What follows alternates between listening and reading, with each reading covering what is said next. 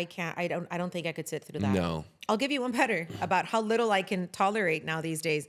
There was a reel that my husband sent me about a mom. It was something about like, millennial parenting or something like that, where it's like, you got to teach the kids to be independent. This is the Leo Climaco podcast. Time and how it goes. About time. I remember when I first opened my dance studio, my first business, I was always blown away by how the moms of the kids at the dance studio would say things like, no. When we went on the Disney cruise, it was in 2000, whatever year it might have been. It was 2 years ago. And I'm like, how do you remember what you did in the summer of 2 years ago? Like, I'm not quite sure I remember what I did 3 months ago. Like, not with that precision. You're Right. like, how do you remember time? So much time. Like 2 years was just such a long time in my 20s, you know? It really was. And now, especially as a mom, now I look at time and I'm like, how the hell is this kid turning 2 in a couple of weeks? Isn't that crazy? I just left the hospital 6 months ago. Like, what do you mean he's turning 2? And so when you're saying like this interview is a year in the making, I'm like, are you, what? So I think over a year. It blows my mind. It blows my mind. Like time is fake. It doesn't exist. No, this year is going by so fast. Like, it's already March 21st. Yeah, I don't understand. I don't understand that either. I feel, you know what it is? I feel like it's also a matter of perception, because I've tried this with my son, and I'm so glad this came up. I tried this with my son the other day. I'm sure I'm not the only mom who sometimes is like at work or working and thinks, man, I should be with my son right now, you know? And then you're with your son and you're like, let me just check this email real quick. Yes. And you're not in either place ever at all, right? And so I remember trying, because I'm very intentional about not being that way, but I'm also not perfect. I screw up often. And so I'm like, I'm doing it again. I'm neither here nor there. So I put my phone away. But I did check the time on my phone, because I'm always trying to measure, like, when is his nap time? When was the last time he ate? All those things. And I think just the fact that you're noticing it and bringing yourself back is a huge plus. Yeah, I'm super intentional about it. But I sat there and I was like, I am going to slow down time right now by being here. And, just playing with him, watching him play, but really being there with him. Not like letting my mind wander off to that other thing and looking at the pile of laundry or looking at the thing. No. Like watching how his little hand is now so much bigger than it used to be, grabbing that one little truck that he finally figured out how to pull back and let it go so that it goes. Like, really just being there with him. Isn't that the best? And I truly did slow down time. Because when I looked so he was like, Mama, chichi a mimi. Like, he sometimes knows when it's nap time. Sometimes, like, he could feel like, I'm cranky, Mom, it's time. Yeah. And he, Mama, chichi a mimi. So on the way to prep his milk or whatever, I checked the time again. And I felt like I had been with him for an hour. And it'd been like 15, 20 minutes. That's awesome. And I feel like if we were more intentional about being present where we are, we are, with what we have in that moment, we could slow down time. I agree. And that feeling of like, I can't believe it's already March 21st would not exist for us. And it exists only because we're here in this interview thinking about my son and how we played. And then we're doing, you know what I mean? Like, I do. Our brain is in so many places at once. Got a ping ball that's machine. That's why time is going by so fast. Yeah. I love that power that kids have, that they can really just stop us in our track and bring us back into the now and really just reflect on them. I have two. I have a 5-year-old and I have a 2.5-year-old. We're like right there with You're the right, 2-year-old. yes. Yeah. He's turning 3 in August. And he's at that phase where he's like, everything is cool for him. Everything is new. Yeah. And they're growing so fast. And if you don't take time to enjoy it and catch it, you will miss it. Absolutely, you'll miss it. So I totally understand that point about you being a mom and you being at work and thinking about your kid, because that happens to me. Yeah. My boys are so attached to their mom. I can't even imagine how it is to be a mom. But being a dad, I can feel that, because I'm here sometimes late and I miss them. And if I'm Yeah. here too late, I'll miss bath time. I hate Yeah. missing bath time. Yeah. I love bath time. It's our time where Yeah. we catch up, we go through the day, we put pajamas on.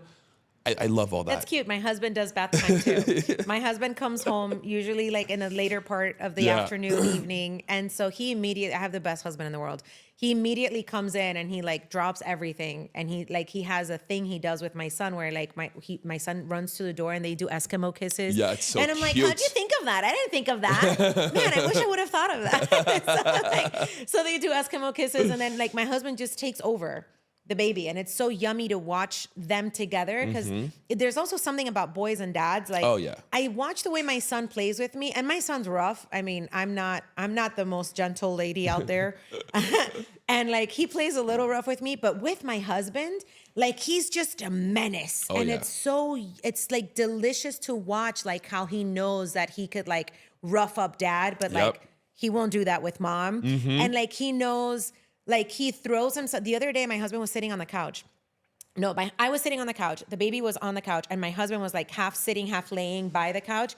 And my husband goes, "Dada," and my husband, the baby goes, "Dada." My husband looks at him, and my son rolled off the couch, like Really? knowing he's gonna catch me. And it was like, oh, it brings tears to my eyes because it's like, it makes me think of so many things. One, we're doing a really good job. Yes. That he trusts, like that level of trust. Like, Yes. I know he's gonna catch me. You know. Right. Also, I know kids don't understand danger the way we do, but True. still, like my son won't No put fear. his hand. Yeah, but he won't put his hand under the table by himself. So he's not an oblivious child. Right. Like the other day he dropped a toy and he was like, "Mama, mama," like, and I'm like, "What do you want?" He's like, "Ayuda, ayuda." I'm like, "What do you want?" Like, I don't know what you want. And he's like, "Abajo." And he wouldn't put, and it fit. Obviously, his hand would fit better Yes. than mine, but like he couldn't see what was under there. So he's like, "No, mom, you get it." So he's not like one of those kids that's like gonna, you know? Right. But one, it made me think like, we're doing a good job because he's so trusting, and he didn't just jump. He said, "Dada," like, "Hey, catch me," you know? Right. And two, it made my whole soul hurt for little kids who don't have that. Immediately, I was like, man, how lucky is my son to have this moment with the two of us here and Extremely. a dad that he could just like jump and play and whatever and feel safe. And then like, there's just so many little kids out there who don't have someone to catch them. That's sad. It broke my fucking heart. Like I literally had to get up and leave. Like for a minute, I was like, and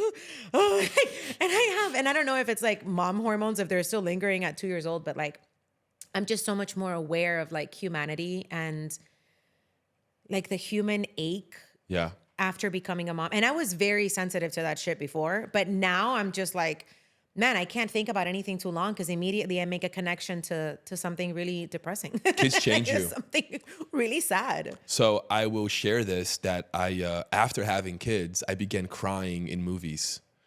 Like if it's too emotional, if it's too Yeah. sentimental, like I'll start crying. Like You didn't cry in movies before? not like this.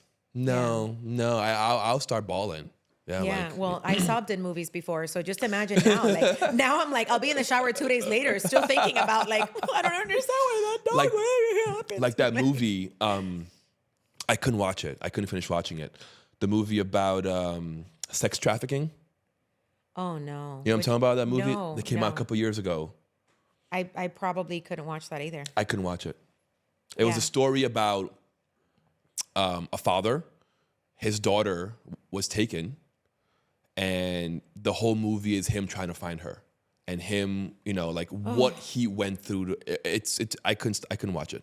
Yeah, I can't. I don't think I could sit through that. No. I'll give you one better about how little I can tolerate now these days.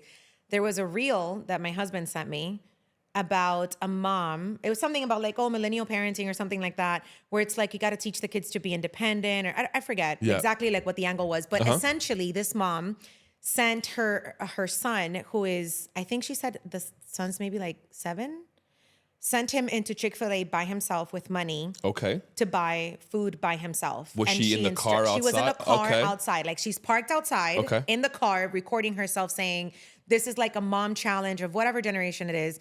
And to send the kids to do something independent. And I have 3 kids, and this is what my 7-year-old chose to do. She says in the video that she told the kid, if they don't serve you, ask for the manager. And the whole time I am watching this reel, and the only thing I can think of is, but did you instruct your son not to go in the bathroom alone because something could happen to him in the bathroom? And you won't know because he's going to be the same amount of time. Right. In order, and I'm like, I am watching this reel and I am distraught. Petrified. I am petrified, distraught for this 7-year-old who's just going in a Chick-fil-A to order food. And my brain immediately goes to like the worst possible case, the worst, most terrifying scenario. And I literally just want to go in the comments and see, like, am I insane? Am I the only person who thought? If you're thinking it, someone else is also. And like, so yeah, I could not get through the opening credits of a movie about sex trafficking, because I can barely get through a reel without worrying for this little kid's safety when his mom is parked right outside. It's not, And then and then of course the little kid comes out with 2 bags of food and he is deliriously happy. This little kid feels like he just conquered the world. And I was like, thank God. And I'm just like, I messaged, my husband sent me the reel and I messaged him and I was like, so here's what I'm thinking about this reel. And I still haven't gotten his response.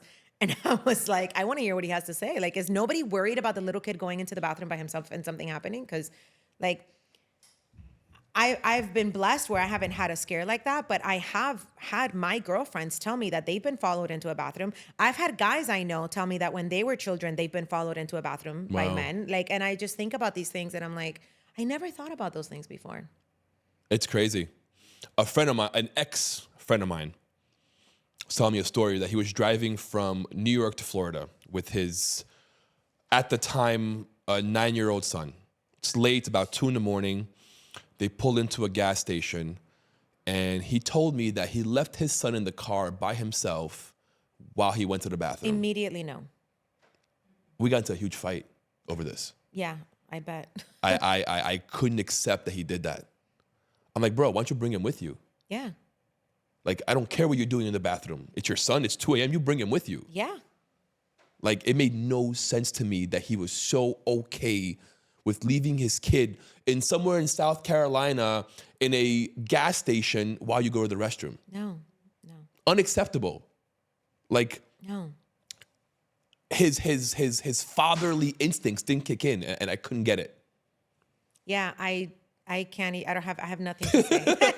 I have nothing to say. He and I can't be friends either. No, I don't get it. I feel like sometimes I nag myself about these things because I think, not everybody's bad. You can't always look at the worst case scenario, whatever. Right. But also, it's got to be a balance. There's another side of me that's like, no, I'd rather be the mom who walks into a place and says, that's dangerous, that could be dangerous. I'm not sure what the fuck that is. I don't know what, and know that if something happens, I would, God forbid, I would at the very least have the peace of mind to say, I didn't go in there oblivious. Right. I didn't, I tried my best to keep this kid safe. And versus like, everybody's fine. It's okay. It's his uncle. It's his friend. It's his this. No, absolutely. And for the first time in my life, I understand I was never allowed to sleep over anywhere. And for the first time in my life, I get it. And I've also gotten like these reels that, I sound like I spend my life online. I do. It's part of my job. And where it's like, and it's usually, the story is like, I was sleeping over and it was like my sister's husband and like went into the bedroom in the middle of the night and scared me and said he'd kill my sister if I said something. And I'm just like, what? Like, how does it? And then in some instances, the sister knew and didn't say anything. And I'm just like, how do these, you think like, how do these things happen? And it's like, I don't need to understand how they happen. I need to know that they do. Yeah. And that I can't just be like, I can't be oblivious. You have to, I'm not crazy for thinking about all these possibilities that absolutely suck because they do happen. They do. I agree with you about sleepovers. I actually want to make it so that my house becomes a sleepover house. Same. So I have control. Yeah, I've told my husband, I'm like, we need to be the house with all the food. Yes. Because a lot of people are like, oh, you need to be the house with the drinks, like where the kids could come drink or whatever. I'm like, no, kids are just really fucking hungry. Yes. All the time. Snacks. Yeah, just have the best, all the snacks. Have the vegan snacks, have the kosher snacks, have the not healthy snacks, have like the whatever snack, have all the food. Yep. And just let them come as they are. Exactly. Don't get involved. You don't have to tell them anything. You don't have to teach them anything. Just let them do whatever stupid conversations they're going to have right here. Because then I just know. I know who's who. I know what's what. Yep. And then my decisions on where you can go to whose birthday party and who what can do whatever is going to be an educated decision, not just psycho mom. I'm still going to be a little bit of a psycho mom, but not as psycho. Right. I went to the next level. So I built a playroom in my house. I love it. Yes. Yes. It's one bedroom. The entire thing is a playroom. There's a ball pit. There's a slide. There's every toy you could think of. There's an art section. There's a book section. So his friends come over and they love it. Yeah. And they're there all day playing. Yeah.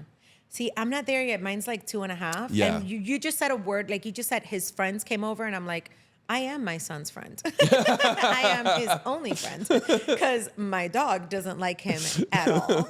And then there's his nanny and my husband. But yeah, we're just starting to figure out like playing with other people now. Yes. My son is just like start with his cousin. He has a cousin who's 1.5 years older than him. Mm-hmm. And God bless her. She's so good with him because he is so not good with her. Like he'll tell her, like he wants to go be where she is. Like he likes being near her, but he doesn't necessarily want to have anything to do with her. You know what? Like he's like, we took them to the park the other day, my sister-in-law and I and the 2 kids. We took them to a park. And so my son wanted to run into this cave, this like fake cave. Okay. He wanted to just run through it 30 times. There were animals at this park that he could have pet, didn't give a shit. There was like a thing and the playpen. He just wanted to run through the cave. So his little cousin ran through the cave with him once or twice, but like she wants to go do other things. Right. And so when she left, I was like, oh, let's go with Prima to look at whatever. And he was like, no. He's like, Prima, aquí, like to come and run through the cave with him. Then she came. So I heard my sister-in-law was like, let's just go be with Caleb a little while longer. She understands that she's older. She's like, okay, mom. So she goes to the cave. Cute. And then soon as she gets to be next to him in the cave, like my son just takes off. He's not like, oh, let's hold hands and run. He's like, okay, you're here. Great. Let's keep running through. Like he wants to be close to her, but he doesn't necessarily know yet how to play together. Do you want more kids? Yes. I do. What time frame are you giving yourself? I mean, we're trying. We're certainly practicing. Got it. And practicing is fun. But I had a pregnancy and I had a miscarriage, so that was very hard. Sorry to hear that. And yeah, thanks. And so we're hoping for another soon. I would like it to be close together. I'm 11.5 years older than my little brother. Got it. So it's a big gap. That is not the vibe. Parents out there, oopsie babies happen. Great. I love my brother.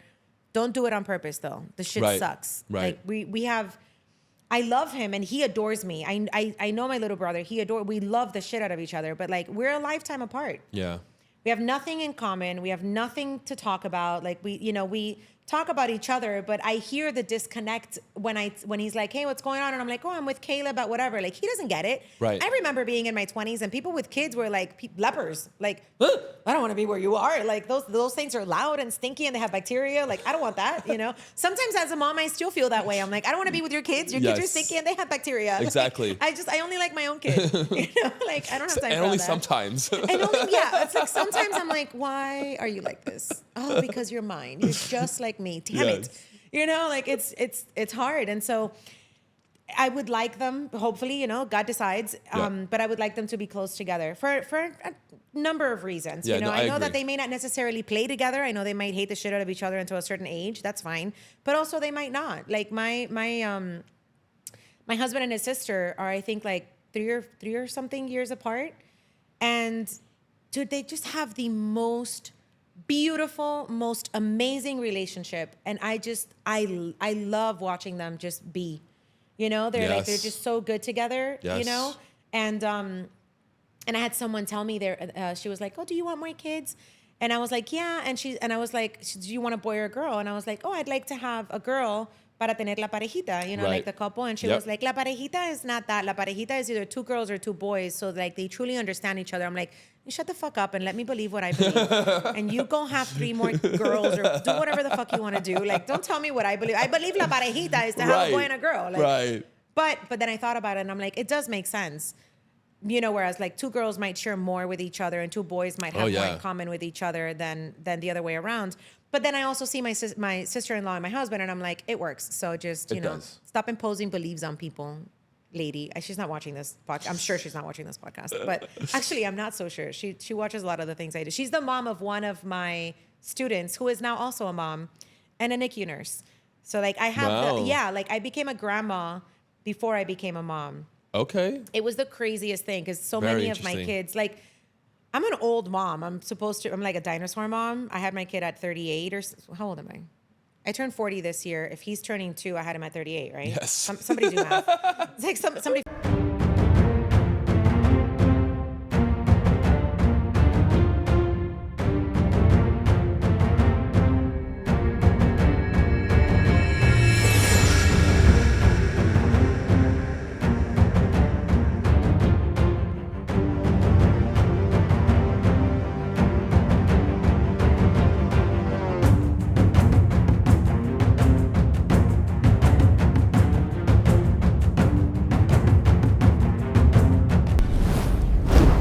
Figure this out. So like I'm an old mom, you know, and it's so funny. This is the first podcast interview I've ever done where I'm talking about being a mom and not about my coaching business. This is so weird and fun. And so my kids from my dance studio that I opened when I was 18, I was really only a couple years older than them. And so many of them had kids in their 20s, like Yes. normal people do. And they would bring me their kids. Some of their kids were dancers in my studio before I had my kid. Wow. It's like the craziest like switcheroo, you know Yeah, what I I know mean? what you Like mean. and these are kids that were little. Like these are my babies, you know? And then like they invited me to their college graduations and their weddings. Wow. And then their kids are dancing at my studio and I'm like, what? It's wild. You know, it's wild. Yeah. And then now this one that came through, she brought her kid to meet my kid. They're the same age. Wow. And she's pregnant with a girl now. She has a girl and she wanted another girl and she's pregnant with a girl. So I'm really happy for her. And you know, it's just the craziest thing. And I'm like, I am officially a grandma to your kids because I love her kids as if they were my grandkids. Right. Like, she's my baby, you know? You saw her grow up. I did. I saw her Yeah. start school, her first boyfriend, like all those things. I would hear the story. Like she would tell me things. And then like, I can say it now if she is watching this, like I would go tell her mom, like, you can't tell her that I told you, but just heads up like this. So, you know, with her, it was always Right. it was always like, she's handling it well, you know, like she handled growing up really well. And so I would tell her mom, like, okay, just in case you're worried about this new boyfriend, let me just tell you, like, these are her rules and this is what she's not allowing and blah, blah, blah, blah, blah. Like, so we're good. This is where and her she's mom at, was like, yeah. okay, this is where she's at. And her mom was like, oh, okay, great, you know. But with other kids where, you know, where they were going through some troubles, I loved being able to be that bridge to tell their parent, like, here's the deal. If you tell her that I told you, you're never going to find out because then she's going to stop telling me. Correct. And you're never going to know. So Right. like parents, if you're watching this and you have somebody that your kid trusts, save that relationship. Cooperate. Find a different way to find like a very indirect way, even if it takes you longer. Right. To, you know, assess the situation that doesn't involve ruining that bridge of trust. So whatever. But I had other kids who were going through some difficult stuff. And so like I'd like partner with the parents to like figure out a strategy and like kind of like get them back on the tracks, on Yes. the right tracks or whatever. It was cool. But yeah, that part's weird. I don't even know how we ended up talking about these other people's kids. But I to don't your even point, like other people's kids. Like, I don't even like other people's kids. Why are we talking about this? to your point though, my boys are about 2.5 Oh, that's what it was. The age. years yeah. apart. Yes. And it's 2 boys and they're very good together. Yeah. They fight a lot, I'm sure. but they're very, very good together. That's good to hear. It is. What I love to see is like my oldest, Luke, he'll run to the pantry, he'll grab a snack, and he'll bring one back for his brother. Oh, It's so cute. love that. Love that. You know, Always my looking out son for each shares other. too. It's cute. He always shares. He's eating. He'll like just grab something with his filthy hand and just like put it in your mouth and just thank you, papi. And you know, I never say no because they have to learn to share whatever. I found where he drew the line. I get these chocolate cookies. They're like como las galletas Maria. Yes. And then they have like a layer of chocolate on top. Yes. I forget what they're called. I don't even know what brand it is. It's like chocolate on one side. I know what you're talking about. It's like a graham chocolate cracker on the other side. And graham cracker, that's what it is. Like a graham cracker with like a little layer of chocolate on top. Those are good. They're so good. They're so like, good. I know they're what like you're the talking only about. junk food really that I have in my house because they're like my non-guilty pleasure.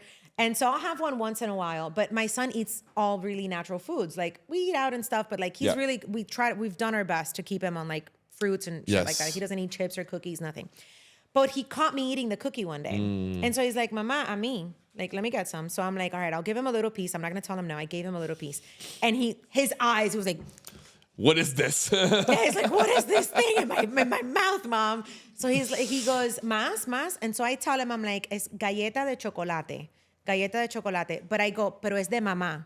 Like, because he understands, like, there's like my phone is de mamá. And he knows he can't touch it. He's not supposed to touch it. So he'll grab it and say, de mamá. So like his urge to touch it, and he just gives it to me. Yes. So I hear him the other day.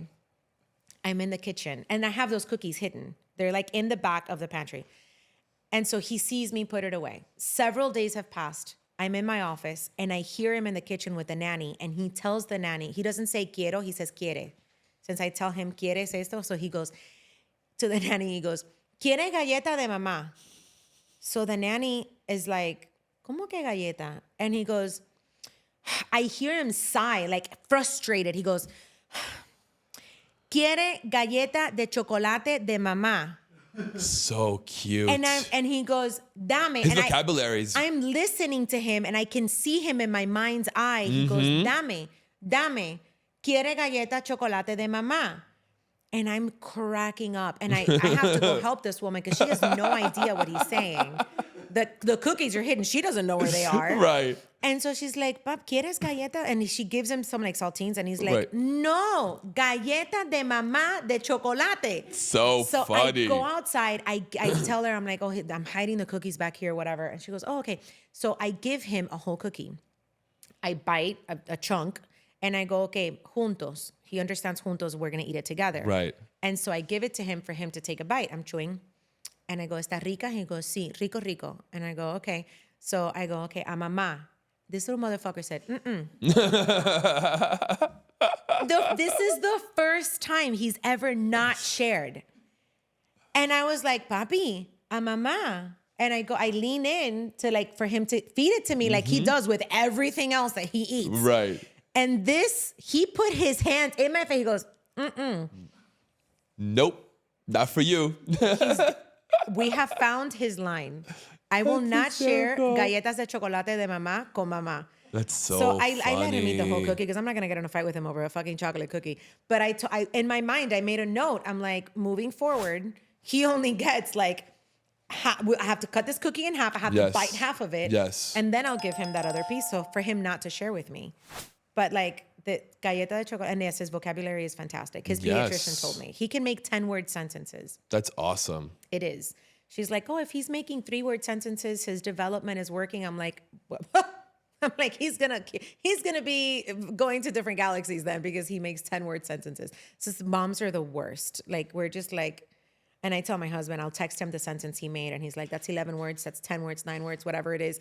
And I'm like, yeah, the kids at the park don't talk like that. And then I'm like, God, stop being the mom. Just stop doing it. But I can't help myself. You I'm all just do really it. excited. We all do My it. wife so I'm is just the like, same fuck it, way. All of you do it. I'm glad. I'm like, but I hear myself and I'm like, oh my God, I'm so annoying.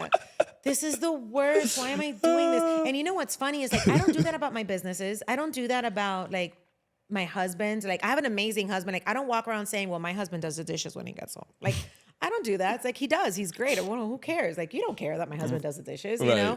You also don't care that my son has 10-word sentences, but it's just like, it's just so exciting. I have to like say it out loud. I actually do though. I do care. I know, thank you. I do care. You do because you noticed. You do because you noticed. But like, you know what I mean? Like, I do. Who's talking about these things? Moms, yes. You know? Yes. You know, but like, Chat I'm rooms. not out there Mom talking chat about rooms. like, yeah. Group I'm chats. not out there like, you know, I actually am not in. I'm in only one mom chat. And you know what? Good for you. It's insane. I almost leave at least once a week. At least once a week, I'm like, this is what what am I doing here? I've left all of them. Yeah. My wife has included me in like 3 or 4 different mom chat groups. I don't think know. every classroom has one. See, my kid's not in school yet. So I still have room to say no. Yes. This chat is from the park where I take my son. And like one of the moms took a liking to me because of the way that I was like maneuvering my son around the park or whatever. Yeah. She's like, you should be in the mom chat. And I'm like, there's a mom chat? She's like, yeah, for the moms who live here. It's like a little bougie area. And she's like, for the moms who live by here and bring their kids here, you belong in our mom That's chat. And I was hysterical. like, sure, whatever. I'll be in the mom chat. There's days that I am looking at this mom chat and I'm like, Why am I here? why am I here? And I have it muted, no alerts, no notifications. Every once in a while, I'm just like, see what's happening in the mom chat. And I like it because they do sometimes, they do these like, there's one really great mom who like brings all the kids to her house sometimes and they do like, stuff for kids. I haven't been able to take Caleb yet, but I do like to know when they're happening because, one day I'm going to want to go. But on the other days, I'm like, and then I'm starting to remember the names of the moms in the chat. I'm starting to like, kind of tell who's who. Yeah. And then like I see which ones go on which days to that other mom's house. And I'm like, you and I should not be in a room together. So I have to go on Tuesdays because you go on Thursdays. That's hysterical. But then there's those other moms that I'm like, man, I really want to get to know you in person. Like I really want to be friends with you, you know? And then they were doing like this like happy hour thing. And I was like, no. Literally, that's how long that decision took. I was like, no. Sit back down. I'm not there yet. I'm not there. I'm not fully in the like super mom space. I think I'm a super mom, but I'm not in that super mom space. My wife was classroom mom. She was part of the PTO for both kids, and they go to different schools. What is PTO? Is that like PTA? PTA, I'm sorry, not PTO. PTA. Oh, okay. Thank you. Yes. Okay. PTO is paid time off. I'll take that. I don't have that as an entrepreneur. It's actually PTA. So it was like a chat group for each one of these associations that she was with. But I'll tell you this. When my son starts school, I would be that mom. I am actually the mom that is considering homeschooling and having a homeschooling pod in my house and having a pod or a pod rotation. What is that? A pod? What is that? I don't know if I came up with this or not. Okay. It might already exist. Okay. But my idea for homeschooling, and if it doesn't exist, it is mine. Consider it registered. It has to exist. So kids are supposed to go to school Monday through Friday. Right. Supposed to. When you're homeschooling, you do whatever the hell you want.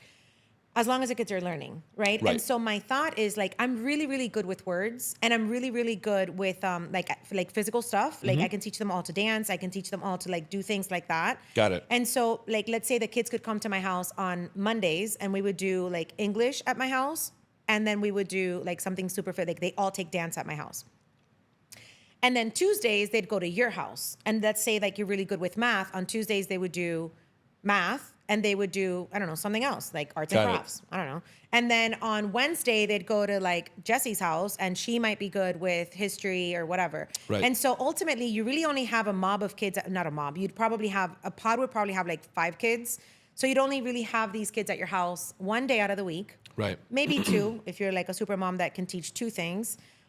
You have the rest, and they wouldn't even be there all day because realistically, when you're homeschooling, you're only homeschooling for like 3 Couple hours. hours, right. So let's say you homeschool for like 2 hours, real school stuff, and then you do like 2 hours of activities. Only have kids at your house for 4 hours once a week. It's not so bad. And then, but like you have to vet the moms. You have to agree on a curriculum. Like somebody has to be in charge, whatever. So I don't know. Maybe, we'll see. But if he does go to school, I would totally be that mom. I would be the mom that's like PTA mom, homeroom mom, involved mom, running all the events mom, in charge of all the things. Like I'd probably be like, I'd take over the principal's position in the school. What are you leaning towards? Homeschooling or schooling? If I had to say right now, homeschooling. Yeah. I feel like, just our whole world is fucked up right now. And I'd rather be able to show my son the world from my eyes than have it fed to him from everybody else's agenda. And so I know I'm not the only mom. There's going to be moms that are going to want to be in my pod because it's going to be great. And, my husband and I would like to go live somewhere else for a little while too. Our businesses, I can do my business relatively remote, like almost entirely remotely, except for my in-person things. Yeah. My husband owns his own company also. So we wanted to go live abroad for like a year or so before the baby starts school. Where? We love the idea of Spain because it's, I mean, You speak I'm Spanish? Cuban. Yeah. We speak Spanish. He would be able to really hold on to his Spanish. We only talk to my son in Spanish now. So we Is really he wanted Cuban to also? be- Your husband? My husband is of Cuban parents. Got it. Yeah. So we're thinking Spain. Probably we like Sevilla a lot because it's very homey, it's very family friendly, and also super affordable. And you can Yeah. butterfly all over and have true. like a headquarter that's not going to break the bank. But we also love Paris, and we would love, for Caleb to learn to speak French and for us to learn to speak French so we understand what Caleb is saying online when he gets online. But I don't know. I just feel like there's opportunity for the world is just so much smaller now than it ever was before. 4 years ago, my sister and her husband and their 2 kids moved to Greece. And they love it. Love it. Yeah. He's Greek. His dad left him a house in Greece. Yeah. They redid the house and moved there 4 years ago. Love it. Yeah. Listen, my husband and I spent a month. So when my husband and I met, my husband had been to Europe multiple times, different places, whatever. I'd never been. My biggest dream was to go to Spain. I've been dancing flamenco since I was 4 years old. And I grew up in Cuba, and I would hear the stories of Las Niñas Grandes when they would go visit. Our dance studio had like an association through grandparents, whatever complication there. And they could go, the big girls, the teachers and the big girls could go to Spain. Once a year, they did a trip. They would come back and teach us everything they learned and tell us all the stories and all the things. Very cool. So, and then the music and the hit, like I felt like I knew Spain just from growing up with the music and the dance. And we would learn so much about like the festivals, all the things. And I was always going to go when I had more money, when I had more time, when the businesses took off, when la, la, la, la, la, la, la. So my husband was like, listen, we're going to go. I'll take care of everything. Well, he was my boyfriend at the time. I'll take care of everything. And you just have to ask for, back then I was working in radio. It's like, just ask for 2 weeks off. Dude, you don't understand. I almost had to go to therapy to understand that I could ask for 2 weeks off. Really? Yes. Because I'd never done that before. I'd never taken any time off ever to do anything. Why? Because I was sick. Like workaholism is an actual sickness. I'm over that shit now. Very much over it. But I literally worked myself into a hospital. Wow. Like when I was doing all the things, I was getting my master's. I was working mornings in radio because that's the definition of success in radio is either the morning show or the afternoon drive. Correct. So Yeah. of course I made it to the morning show. Congrats. I was also doing, thank you, television. And so the success in television is either news or sports. And Yeah. news was depressing for me when I tried it. I couldn't handle it. And then, so I did sports. And so I was doing harness racing for the United States Trotting Association. And those races end really late at night. And so I was waking up at 4 a.m, finishing work at 11 something, decided to go for a master's degree because I had to prove to everybody that I also have the paper that says I can do it, despite the fact that I've been in front of a camera since I was 5 years old. And I burned myself out. I was driving on 95 and the level of stress and malnutrition that I was under because I had to get from one place to the other. I was living on energy drinks and protein bars. And I lost my vision while I was driving. And I could hear the cars zooming past me. And I was like, I'm going to die or kill someone. I'm going to die or kill someone. I'm going to die or kill someone. I somehow made it to the emergency lane. And then, fast forward 3 years of blood work. You go online and you have like lupus, cancer, a tumor. You have all the things.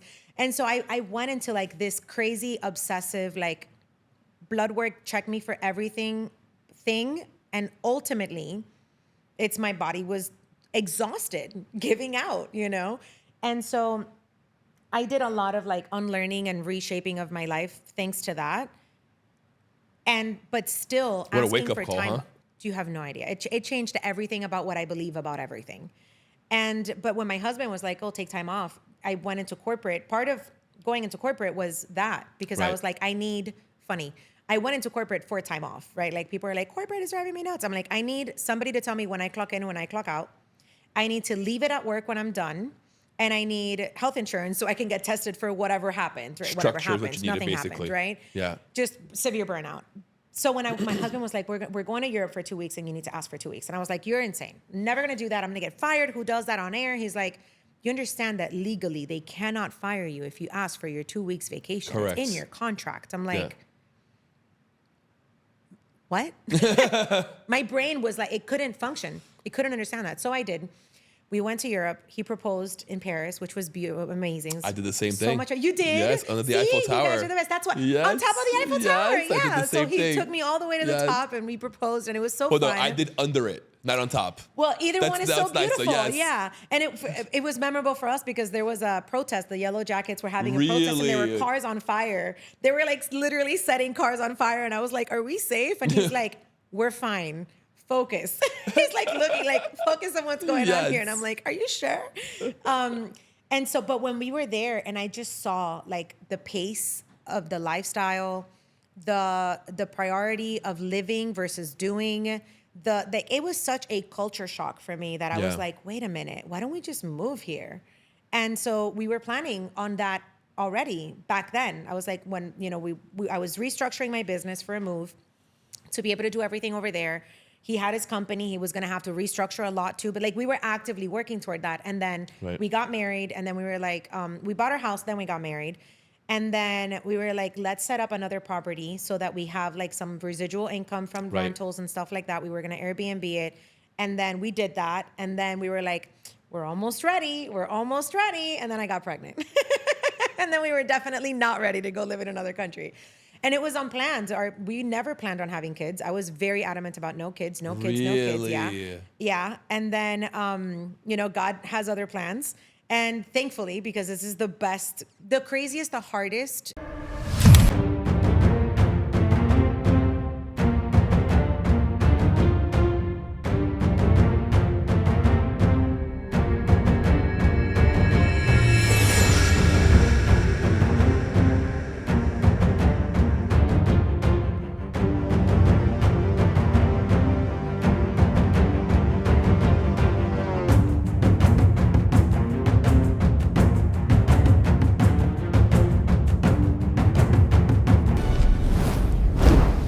But the best thing ever, you know? What would you say to women out there who are currently adamant about not having kids? Don't have kids if you don't want to. I'll tell you this right now. I had that, you know, that trend that was like, oh, I sat down for coffee with my younger self. And what is it like? She was worried about the relationship with so-and-so and now we're married. And she was worried, like, if I sat down with my younger self, and I did a post about it because I was like, she would literally throw the coffee in my face. And that's okay. Because sometimes the life that you plan is perfect. And the life that you end up having is better. And you can't try to explain it to your younger self because she would not get it. And that's okay too. And so I was so triggered by that reel because I was like, none of what I planned, not none, some plans happened, but like a lot of the things that I was intentionally not planning for, that I was planning against, have happened. I remember thinking to myself, I am never getting married because the quality of man that's out there is absolute fucking trash. And I am not wasting any time on these heathens. Like, I don't have time for this. My dad is the greatest example of like husband. He's not a perfect person by any means, but he's such a good example of like what a husband should be, what a partner should be, what a father should be, what a friend should be. Like, so I would date and I was like, who raised you? Like, what fucking rock were you pulled out of? Like, what is it? I can't bring you to my house. Right. We're gonna have a little fun, but like, I'm not bringing you to my mom and to my dad. Like, que falta de respeto. Like, to my mother, like, she raised me with such a good person for me to like spend any time with these beasts. And so then I met my husband. And I was like, what planet are you from? You know? And he's also not perfect. And neither am I. But we're perfect together. Like he expands me as a human in such a way. And it's so weird because he'll tell me like, you just make me a better man. And I'm like, how the fuck? Like I am constantly trying to match you at your greatness. Like I'm constantly checking myself against him in the way of like, how did you think of that? Like, how did you have the capacity to, like, he thinks so much big. I thought I had big, he thinks bigger, you know? And like, he'll always check me. Sometimes I'm very demanding and my standards are very high for myself and for other people. And he's just so good at like, is it necessary that like that exactly? Like, is there any other way that you could get that without being so harsh on yourself or on that person? And I'm just like, I can think of 50 ways where I could do this without being so harsh to myself or to someone. Like I'm constant, and I find myself often thinking like, what would he do? Like, what would he do if he? And I'll ask him, and like I find myself constantly being lovingly and beautifully challenged to expansion just by being with him. That's so without beautiful. him saying anything to me. Right. Just watching him be himself is like, holy shit. But he says the same about me, and I find it mind-boggling. I'm like, it's beautiful, you know? It's so incredible because most couples are competing against each other nowadays. Oh no. They're not working together. They're No, competing. I They're couldn't. fighting. I couldn't if I tried, because we're also so different. We don't have the same desire. We have the same outlook in life. We have the same desire for outcome in life, Right. but we're not the same. No. We're not the Which same is why it works. at all. Yeah, we're not the same at all. You know, and I want to say like we balance each other, but we don't. He's a fully balanced, independent human being, and so am I. And together we're just like, we're co-creating the most beautiful, imperfectly beautiful existence. That's so beautiful. You know, it is. Yeah. And so I never thought I'd be married, and then he came along. And then I told him 50 times, we're never going to have kids. You understand that, right? And he was always like, yeah. He's like, I always wanted to have kids, but if it means not having you, then I'm not gonna go for an unknown, losing and have to give this up. This is everything to me. And I was like, all right. The day he proposed, I told him again. I was like, you remember we've had this conversation 50 times. And he's like, yeah, I know. I was like, you can still back out. We haven't told anybody yet. I haven't posted anything. He's like, everybody knows. And I'm like, everybody knows what? That I'm proposing. He's like, yeah. He's like, I asked your dad for permission. I talked to your mom, and I was like, oh, you're so perfect. I'm so glad I said yes.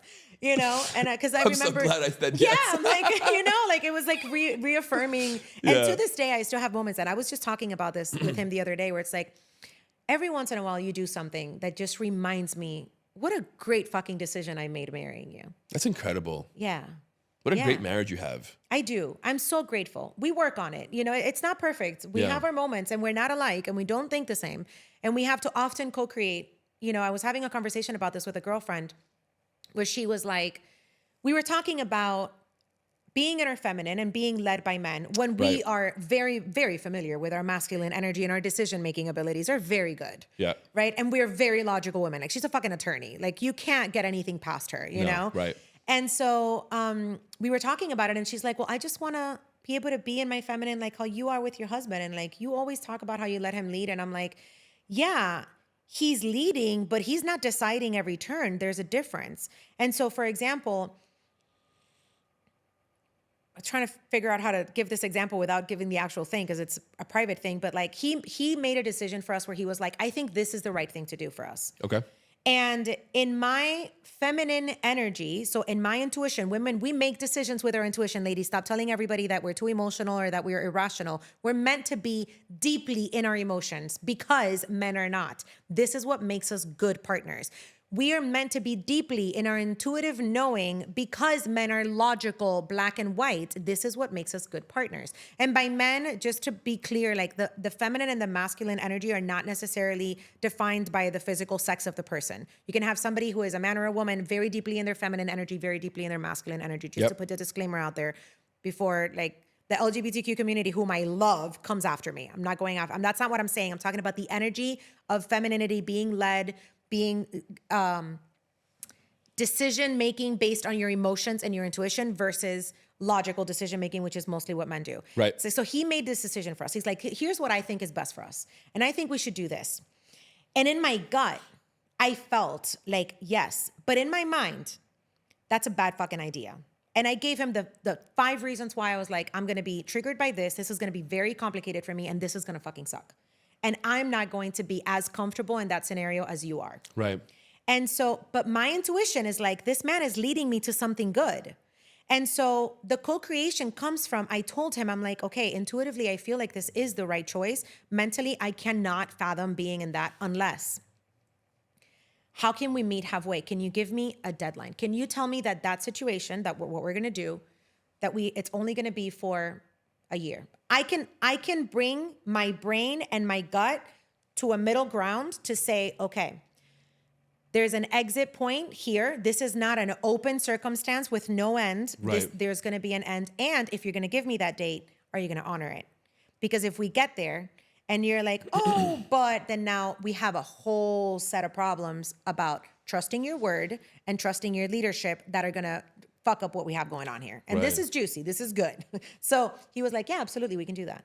And that's where we co-create. And that's where I told my girlfriend, I was like, if you can do that, I'm still letting him lead me, but he's not making every turn.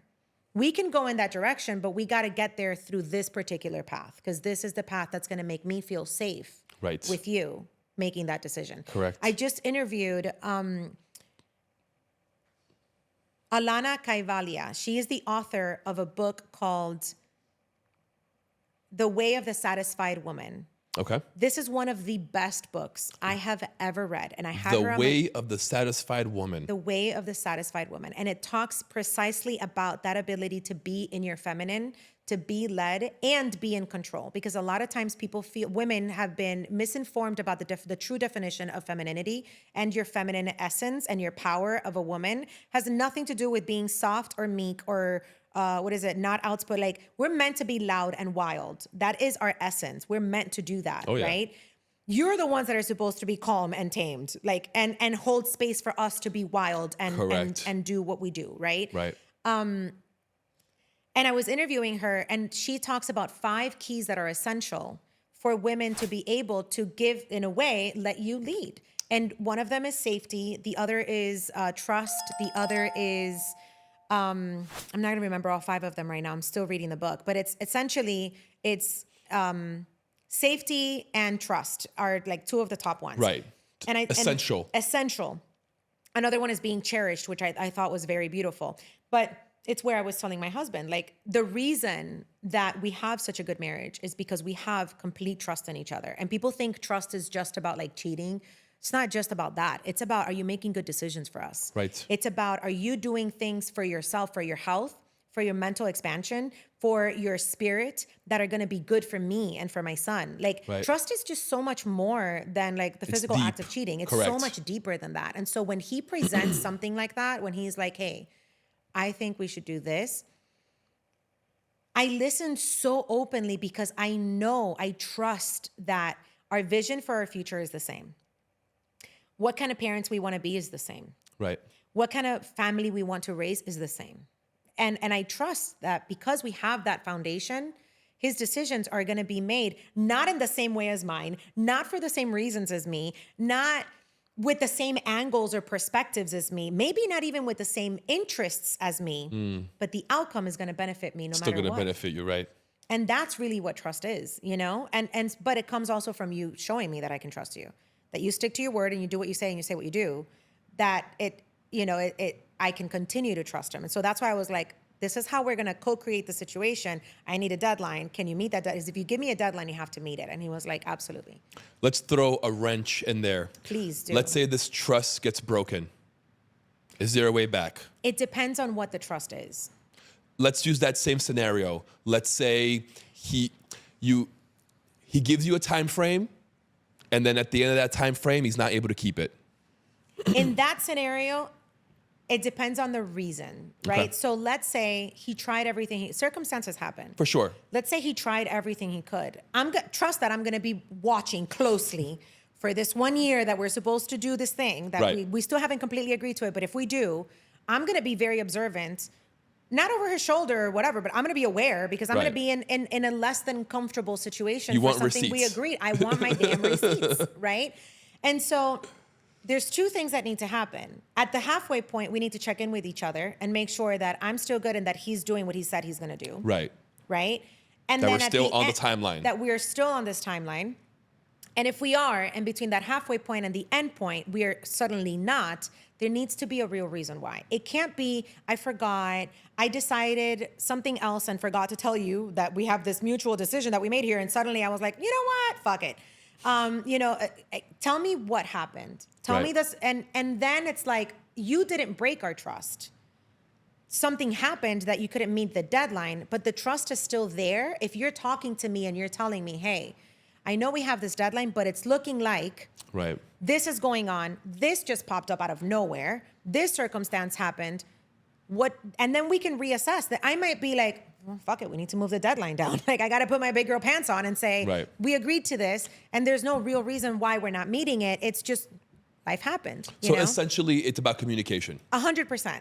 Now, a breaking of trust that is intentionally deceitful, I am unforgiving. I don't give a shit. I become the worst human being in the world. You will never be my friend again. And I don't care what your reasons are. I am so good at cutting people out. I am the best. I'm very proud of this. I am the best at saying goodbye and never seeing that person again. That's awesome. Or talking to them or even thinking about them, not in a positive way. I can't forgive intentional deceit. Okay. I can't do it in any way. Not with money, not with people, not with drugs, not with like name it. No.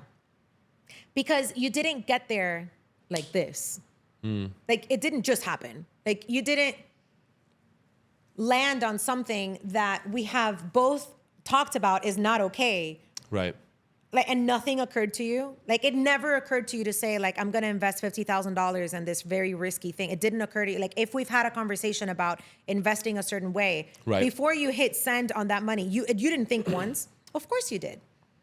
You just did it any fucking way. Yeah. And that disregard is where I have no room for empathy, sympathy, or any of the other E's that might be out there for like forgive nothing. I have nothing. In that scenario, let's say he does invest the money, doesn't tell you, but it works out. It's still not okay. Okay. If we have an agreement that says, which we do, we have a number that is like if we're investing or buying something above a certain number, we need to consult each other because it's the number that if I have to bail you out would implicate me. It would like now I have to figure out. Because ultimately, we're in it together. Yeah, we have different business. We have separate businesses and separate bank accounts and joint bank accounts and separate investments and joint investments. But if somebody falters, who's gonna come get us? Like, right, we ain't got mom and daddy money. I'm an immigrant, and his parents don't have money to give us like that. So like, we're only here to bail each other out. Yeah. So there is a line where it's like if there's a money line over this, we need to talk about it with each other. Under that, I don't care. You make a shitty investment with your money that you've worked. I do the same. I want to buy some dumb purse that's worthless, but I have to pay $2,000 for it. Whatever. Like that's my money. I work for it to do whatever I want with it. Right. But if it's a different thing, that's a different amount of money, and it doesn't go well, who am I going to go to get that money back? Right. He's going to be affected by that because then my side of responsibilities for things or whatever are going to be impacted.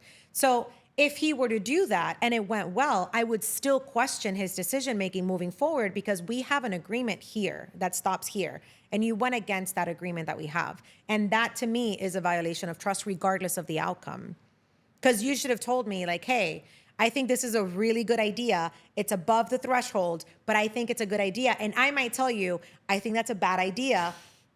But fuck it, let's do it. I'm gonna choose to trust your decision making. And if in that case it went badly, I would still be like, fuck it. Right.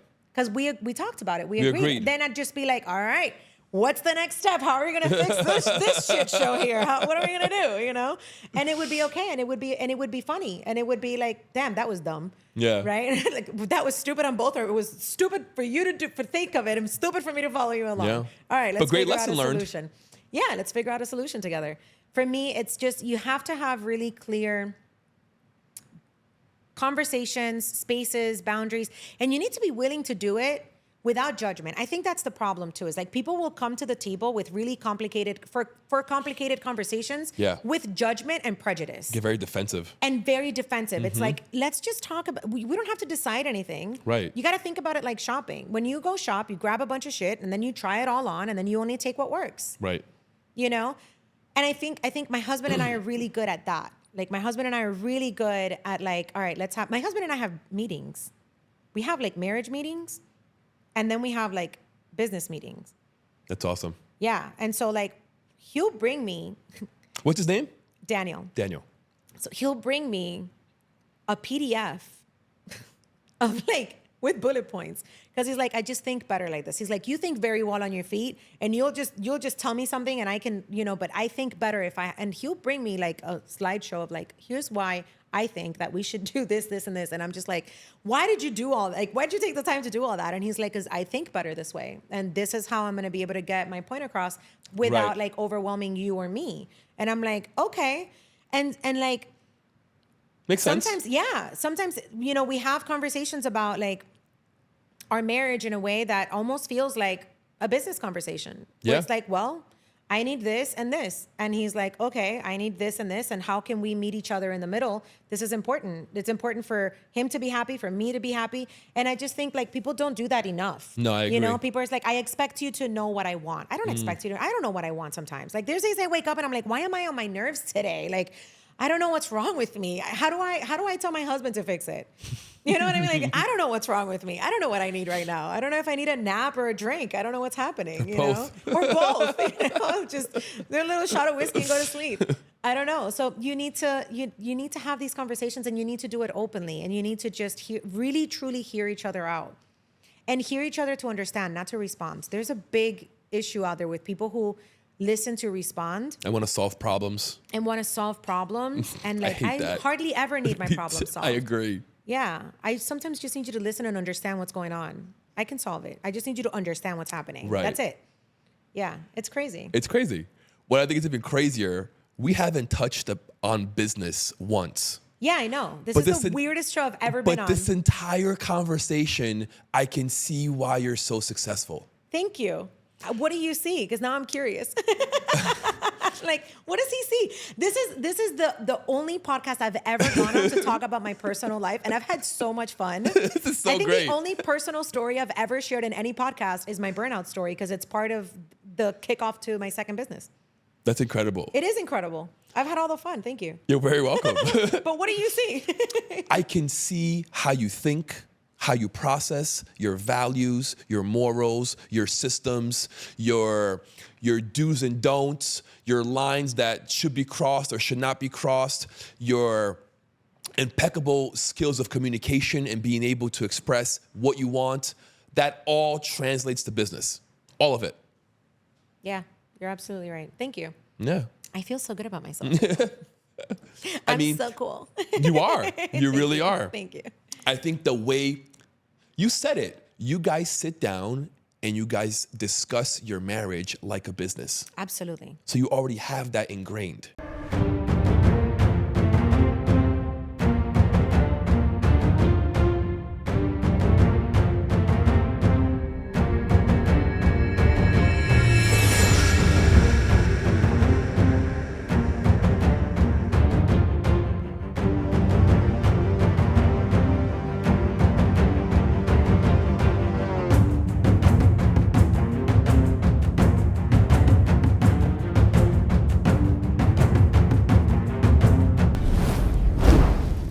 So the way that you're thinking about your relationship is very business-like. It's very like, okay, this is our relationship. What do you need? What do I need? How can we meet in the middle? Yeah. And that sounds terrible. When you say it like that, it sounds so like cold, you know? Not at all. But I think it's very human. Yeah. And it's very realistic. I think so too, because, when I hear you say it, I'm like, oh my God, that sounds terrible. People are going to think my husband and I don't love each other at all. And quite it's the not. opposite. It's quite, yes, exactly. It's quite the opposite. Because you love each other so much that we are not willing to this is such a beautiful, like full circle. We were talking about this before the cameras even turned on about how quickly time passes. Yes. We are not willing to let time pass without our needs being checked, without our connection to each other, physical, spiritual, the thinking. What are you thinking? Where's your head at? Right. Because sometimes what we're saying is not exactly where our head's at. No. Most of the time. And so like we're not willing to let time, as fast as it goes, pass without checking in with each other and making sure that we're still happy, connected, excited, and looking at things not in the same way, because we don't, but looking in the same direction. Yes. We love each other so much, we're not willing to let time pass without checking on those things. And we've both witnessed marriages that fall apart because they're busy and they don't check in with those things. They don't have those conversations. They're busy with the kids and the food and the thing and the job and the work and the guy and the thing and the partner and all these things that, don't get me wrong, we have all those problems too. For But it's sure. all the more reason why we pause. We have a big meeting at the end of the year for the next year. And then we try at least like quarterly to have a sit down like this where it's like, Right. hey, we still like each other? Are we still in love? We're good. Everything is happy. We're Yeah. good. Just the other day, what was it that I was sharing this story today with somebody that I'm considering for marketing, and I had a donut. I never buy junk food. Like I told you, I have those one chocolate cookies hidden in the back, right? But I bought this stupid box of donuts, and when I walked into the house, my husband goes, "Donuts?" Because usually I'll treat I still tend to sometimes like stress eat. I have like my comfort food, but there's something like when I crave sugar, it's usually I'm like stressed out about something. I bought a box of donuts because I wanted one donut, but I couldn't find single donuts at Publix. So I bought the whole fucking box because whatever. I ate the one donut I was going to eat. I ate it at Publix. While I was buying everything else, I'm like, this is my donut. And now I'm good. I'm fine now. I ate my donut, you know? So I brought the rest of the box home. And I was trying to give it to somebody, but nobody wanted my eaten box of donuts. And then I brought it home. My husband goes, "You bought a box of donuts?" And I was like, "Yeah." And he looks at me, he goes, "We're good?" I go, "Yeah, we're good. It's everything else." And he's like, "Okay." And he just took the baby and like went to put the food away. And I was like, reminders that I made a good choice marrying you. Like immediately it was like, "We good?" Like, is this, because he knows if I'm Yeah. eating some like nasty, sweet, disgusting, toxic shit, he's like, she's stressed out. And so Yeah. his first thing is like, you and this has nothing to do with me, right? Because he knows that if it's something of mine, it's mine to solve. Unless I need him, he's not going to try and problem solve for me. Because like we've already talked about that too, where it's Yep. like sometimes if I need you to just listen to me and tell me that sucks. Or that person is so stupid. I can't believe they did that. What an idiot. You know, even if you don't think so, just say that. And then I'll go on my merry Right. way and everything will be fine. You know? Exactly. But he knows. And so I just thought like, damn, what a nice reminder that we're doing something right here. Like, To your point, your husband understands what he's doing things for, yeah. right? All these other couples that you were saying that their marriages didn't work out, they forgot who and what they were doing all the work, all the struggle for. Yeah. You Yeah. know? I think that's such a good way to put it. Yeah. And I think, and we think about it often. Like we celebrate each other all the time and like we share stories of each other. Like sometimes when he's away from the house, like I text him, I always say like, your son. And he knows I'm going to tell him like some crazy story about like something new that the baby did or whatever. And he's like, I'm so glad that you get to enjoy that with him and that you get to be home with him more and like enjoy that. And I'm also so grateful that you call me and you tell me, you know, because it's a reminder of why I'm not home right now. And I'm just like, yeah, I got you. You know, like those little things also matter a lot. 100%. You know, like it's funny because we started co-creating our life long before our son. Right. You know, and we were this way long before our son. But now that our son is here, we're even more into, sometimes I'm like, is it too, like, are we too focused on like, are we too hyper-focused on, are we okay? Everything is good? Yeah, okay. Is the baby's good? Do you feel like a good parent today? I feel like a shit parent today. It's like, why do you feel like a shit parent today? I'm like, well, because like I raised my voice at him and whatever. And it's like, okay, well, like we'll check in all the fucking time that sometimes I'm like, I wonder if it's too much. And I've asked him and he's like, no, I'm not bothered by it. I'm like, okay, good. Cause I don't mind when you're like, when you check on me, I need it. Usually 9 times out of 10 when he's like, babe, you good today? And he'll tell me, he's like, do you want me to take him to the park? And I'm like, yes, I would like everyone to disappear from the fucking house for 2 hours. And he's like, all right, bye.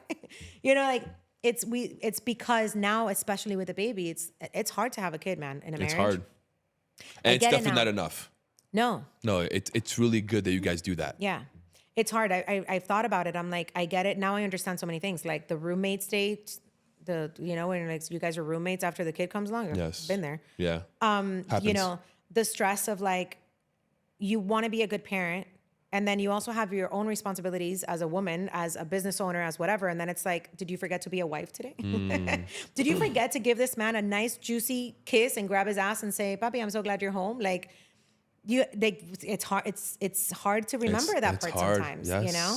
And so, yeah. Because you're also exhausted and you're tired. My kid still doesn't sleep. he still wakes up at night and he still wants milk at night and he wants to tell me stories and sing me songs at 3 a.m. And I want to throw him through a window and I won't. But like, what are you doing awake? Sleep training. No, I couldn't do it. He would cry himself purple and nearly pass out. I tried 3 different times at 3 different ages. It's insane. I hear you.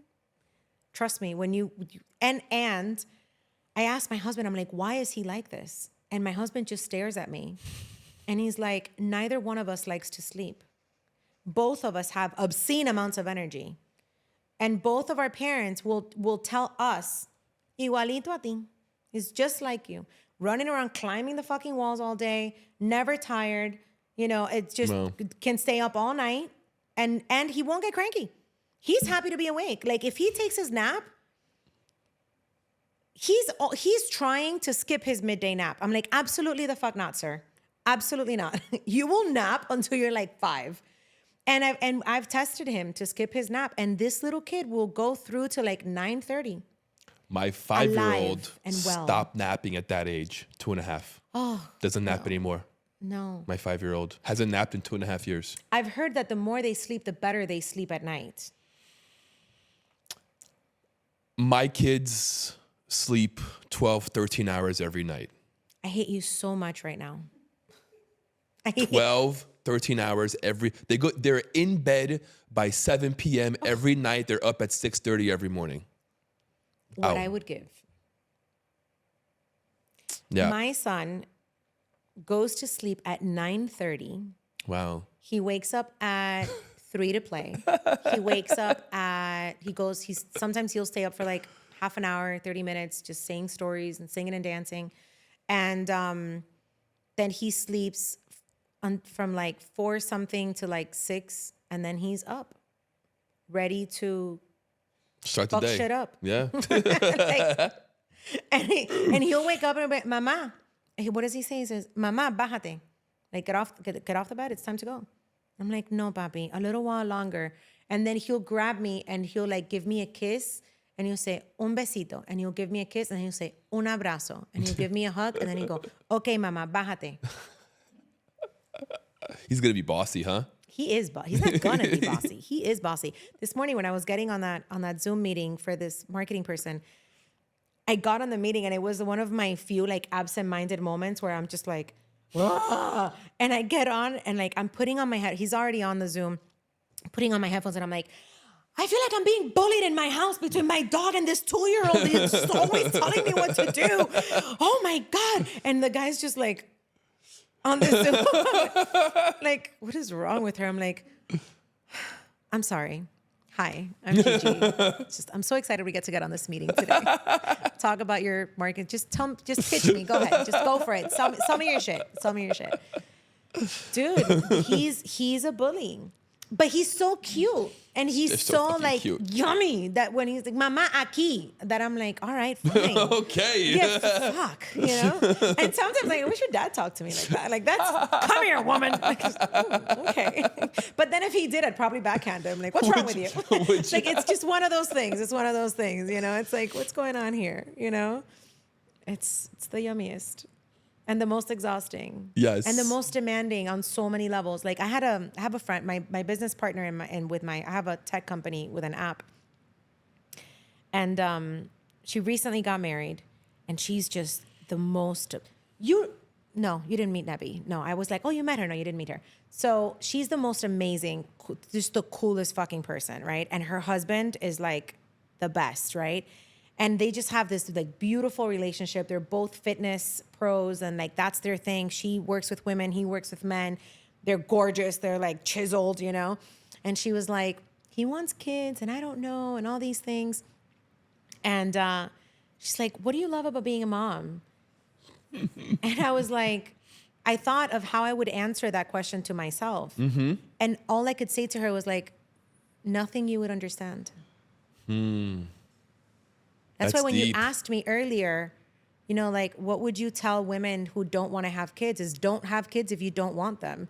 If you're meant to have them, you're going to get knocked up and you're going to have one and it's going to be fine. But I will never tell another woman all the things that women told me, like, it's the best thing ever, because then when they tell you, mommy, I love you, because a woman who doesn't have children will never understand what that does to your literal insides when your little kid says, mommy, I love you. Like my son speaks in Spanish, says, te amo, mama. I die and come back to life a better person every time. I agree. Nobody without kids understands that. No. And they can. I don't blame you for that. Nobody can understand when it is the middle of the night and you are exhausted and this kid wakes up and they are crying and you're like, what's going on or whatever. And then they look at you and they put their little hand on your face and they like blow you a kiss. So fucking cute. If I told my pre-mom self that, she would be like, I'm still tired. He can blow me a kiss in the morning. She won't get it. No. And so, she was asking me and she was like, and I'm like, nothing that you would understand or that would change your mind. You just have to decide. Right. You just have to decide. And if you're, this is going to sound terrible, but like, if you're a good person and you have a solid inside, you're not going to have a choice but to be a good mom. I agree. Which is why they don't do it. It's why I didn't want to be a mom. Yeah.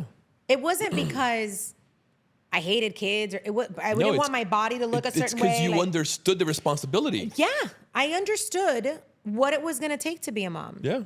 First, because I helped to raise my brother, because as immigrant parents, my parents each had 2 jobs when my mom got pregnant almost immediately after coming here. Wow.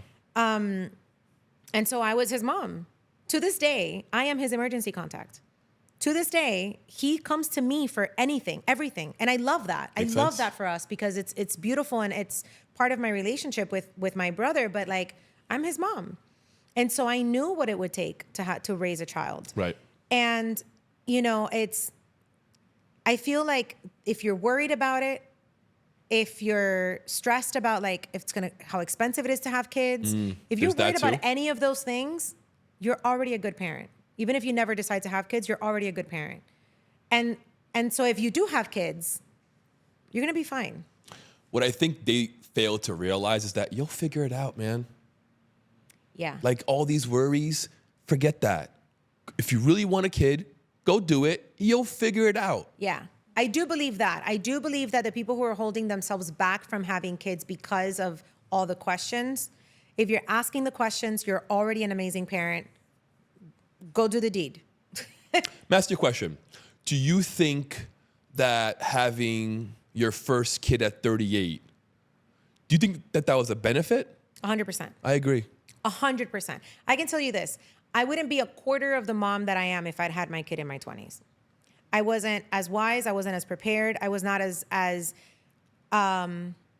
capable of understanding when and how to expand as a person, when I needed to stop and check myself before doing or responding or deciding. I could go on for another 5 hours of how it's better to be a mom later and how glad I am that so many moms are choosing to be moms later. Yeah, I Because agree. I also don't subscribe to like the medical system here that says you're a geriatric pregnancy at 30 something. If you're healthy, yes, there are people who have complications to have children at any age. Yeah. But if you're healthy, you'll be fine. Like do. there's women having kids in their 30s and 40s in every other country in the world and nobody's calling them geriatric, know? There's a lot of things in this medical system that I don't agree with. And I'm not going to get into any of that. I already am like, I'm going to talk about this, and this. I'm not.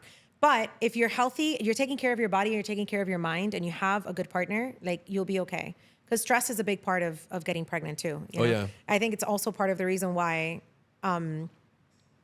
it's been so easy for me to get pregnant. Like if anytime we've tried, we've conceived. And so Same.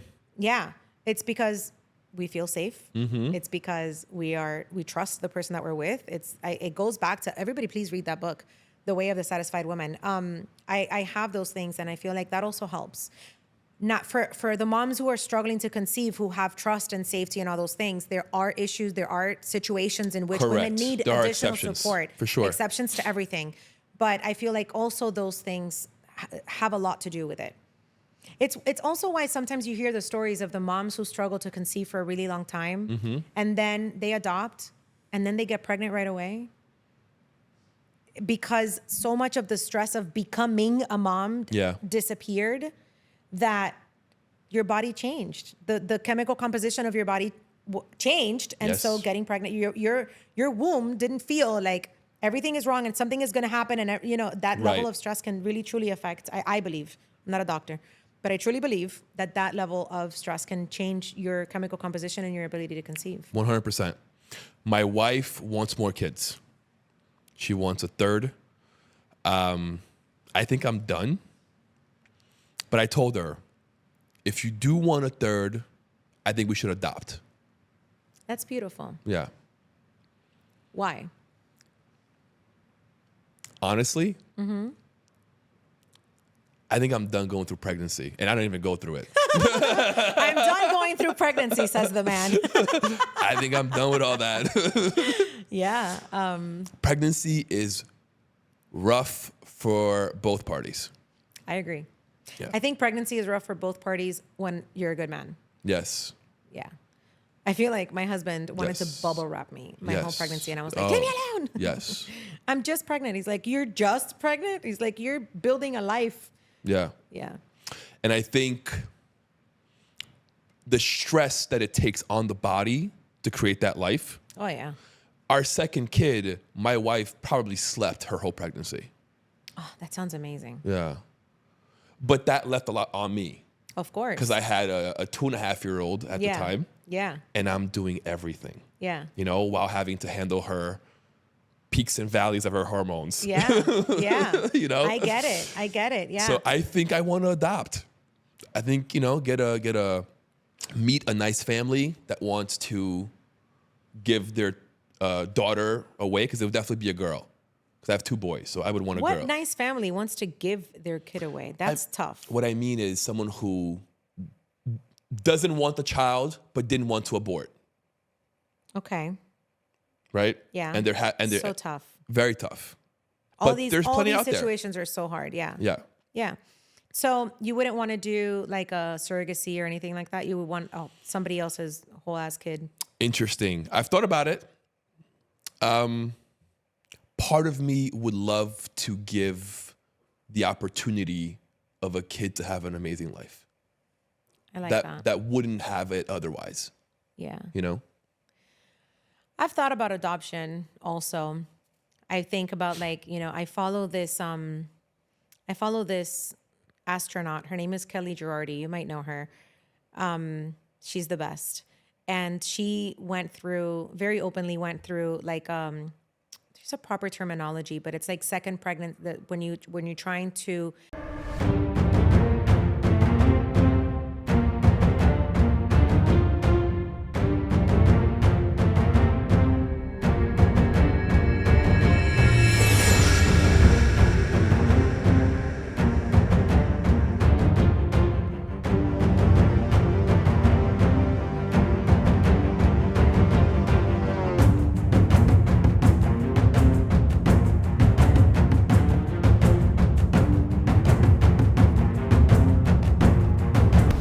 get pregnant again, and you're unable to.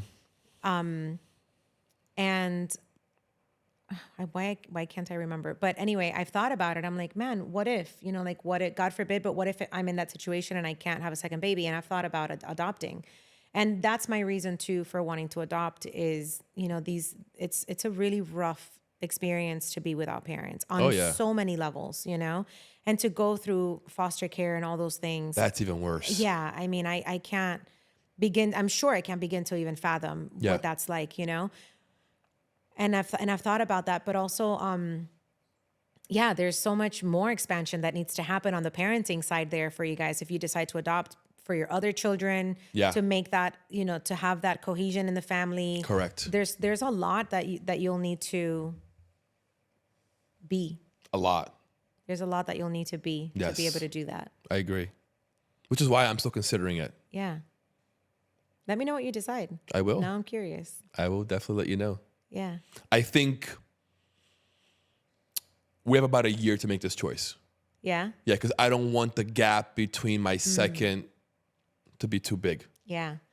Yeah. And then, I mean, pregnancy is practically a year too. Exactly. Yeah. So. Exactly. Okay. But she might convince me to have a third. I think she will. And then you can adopt a fourth. And the camera's turned off. The end. It's hysterical. Then you would, yeah, it's so funny. I just love kids so much. After having mine, I love my kid. And if I could have more of my kids. For sure, 100%. I was thinking about this earlier today. I have a dear friend and client who she's in her 20s and she has 2. And she shared with me a conversation with her mom about something or other. And her mom was like, yeah, get excited, not pregnant. And the first thing I thought was like, there was a part of me that was like, if I would have gotten pregnant in my 20s, I would totally have 3. And then I was like, I'm glad I didn't get pregnant in my 20s because I would have not been the same mom. But if I had, I would have had the time to, because while I don't believe in geriatric pregnancies, I do believe that pregnancies take a huge toll on the body. And turning 40 and carrying a pregnancy at 40 is not going to be as easy for me as carrying it at 38 or carrying it at 42. For sure, yeah. We be tired out here. And so I thought about it and I was like, damn. And I told her, I'm like, you're young. You could still have 3 if you wanted to. And then I told her, I was like, I would love to have 3 of mine. I won't take care. I don't even want to think about taking care of one of somebody else's kids. Like, I don't have time for that. Yeah. But of mine, I can almost, I can close my eyes and see a house of 3 kids growing up together. And then they're like getting to know their loved ones and then witnessing that love happen and then witnessing them become parents and see their own expansion and having all those kids at my house and grandma's house for Thanksgiving. Like, I'm already grandma's house for Thanksgiving. Like, everybody, we do Thanksgiving at my place. And just like having 20 kids in the house at any given time, that sounds like the greatest dream to me. And if I told my youngest self that, she would think I was possessed by the devil. Coffee right in your face. Coffee right in my face. She'd be like, who the fuck are you? I don't know who you are. Like, go back to your timeline. Yeah, go back to your timeline. Get out of here. And if she was dating my husband, she'd leave him. Like, she'd be like, you did this. I'm done with you. You're going to ruin everything. She would never, like, if she was watching this, she'd be like, who is she? She's lost her shit. Somebody put her on meds. That's actually, to your, what's the word? To your benefit? No, to your growth, I'll say, right? Because you really shouldn't be the same person in your 20s and almost, right? Oh God, I hope You know what not. I mean? So I hope not. right? I mean, so, I'm not the same person today than I was the day I had my kid. Yeah. The moment that I had him in my hands, there was like I could almost tell you I physically felt like A shift. like I grew. Yeah. In fact, I had a similar feeling like that when I was first pregnant with my son. My husband and I, we used to go on these walks together and talk about life and the things we wanted to do. Mm-hmm. We didn't have meetings then. We had walks because we could have walks together. Right. You know, now we're like, put this on a calendar because at any given moment we have to cancel a walk because like Caleb's throwing a fit or somebody's doing something and now we need to put it on the calendar. But back then we used to have these walks, like these like manifestation walks, right? Yeah. And I remember when I got pregnant, when I first saw pregnant on the thing, I was stunned. Like I felt nothing. It was like a shock of like silence and warmth in my entire being. And I could not think of anything other than the word on the thing. And I remember thinking immediately after about how much of a terrible mother I already was because I wasn't crying like all the girls on Instagram that get excited when they see the pregnant thing, right? And immediately thinking like all the things I went down this rabbit hole of like judgment, right? Many, many, many months after, I realized that it was because I immediately knew that everything had to change that moment. Correct. That I had to change the way that I was doing many things that My business had to be, I remember specifically thinking like my business needs to change. Again, we had just shifted everything. I told you the story. We'd both been making a change in our businesses, the way that we do everything. Yep. Inside, you know what it takes to change the structure of a business from the inside. It's extremely hard. And Tedious. we've been doing that to move to Europe. And immediately I was like, we're not moving because I'm not going to do a pregnancy in a country where I'm not familiar, Right. you know? Again, safety. And your family's I all need here to be also. in my safe. Yeah, like I Right. need to be in my safe space. Yeah. I knew what it was going to take for me, everything, right? And I remember, but you almost like in the beginning, you almost like don't know you're pregnant. It's almost like there's like there's a couple weeks that are like a state of disbelief. I know what you mean. Where it's like, Where you don't am quite I feel really? anything You don't yet. feel anything. Right. You don't really have, like, I had no symptoms during my pregnancy. I didn't throw up once. I never was nauseous. I didn't have like nothing. That's awesome. Some like aversions to smells. Like I could probably smell you from like over there. Like it was weird. Do you have any cravings? Not really. Not any more different than what I already craved Gotcha. when I wasn't pregnant, you Right. know? And so there was a moment in a walk that there was like this curve we used to always take. And every once in a while, the neighbor that lived in the house over there would let their dog out. And the dog was a big dog. And I remember it never fazed me. Like that dog never really fazed me. But that time we were walking and it was my husband and we were walking and I heard the dog come up behind us. And I remember I turned around to face the dog and all I could think was how I was going to kill it before it hurt me because I was carrying my baby. I have never, ever, I felt like, I don't even know if I can describe, I felt like the most powerful, most ready for like annihilation. I was like, and then instantly, it was only 1 second because instantly my husband stepped in and hushed, like, oh, whatever, and the dog left. Right. But when my husband came back, he saw me and he was like, are you okay? And I was like, I almost killed that dog. And he looked at me like, what the fuck is wrong with her? And I was like, I swear, I knew if I grabbed him, I would tear his jaws apart. And my husband was like, are you okay? And I was like, no, I'm pregnant. And that was the first time that I'd said it out loud because when I didn't tell him I was pregnant. I just showed him the thing. I put him on a scavenger hunt through the house and he saw the thing. Yeah. It's an inside joke. When we were first dating, we had a long distance relationship. And so for our first Valentine's Day, he came over to work, like he left where he was and he came to where I was. And I put him on a scavenger hunt in our very tiny, an apartment this big. I put him on a scavenger hunt and he had like croquetas in the microwave and other things. And of course the scavenger hunt ended in the bedroom. Cute. And so I did a scavenger hunt for him that also ended in the bedroom. So I was like, he can't guess, you know? So he thought maybe he was just gonna like get lucky. Well, he got lucky, all right. With a pregnancy test that said positive. And so like those expansions, and that's when I realized like, oh, I'm a different person now. Yes. Like I'm capable of things I never thought about before. Mm-hmm. And I'm thinking of myself in a different way. Like, dude, I was so fearless. I never thought about death until I got pregnant. I never thought about death until now I see myself. I think about death all the time. So check this out. My wife was 5 months pregnant with our second kid. Okay. She's driving on 95. We had just gotten her a brand new BMW X5. She had it for about 3 months. Cute. And the traffic is coming to a halt. Mm-hmm. There's a Jeep Wrangler behind her that didn't see the traffic stopping. Smashed into her going 60 miles an hour. Oh my gosh. Mm-hmm. The car was completely totaled, the BMW. Yeah. But it took all the impact. Okay, airbag went out. Oh my God. The whole shebang. And she calls me, hysterical. Of course. Thank God my older son was with the nanny. She was in Delray. She was by exit 51 on 95. I'm never going to forget it.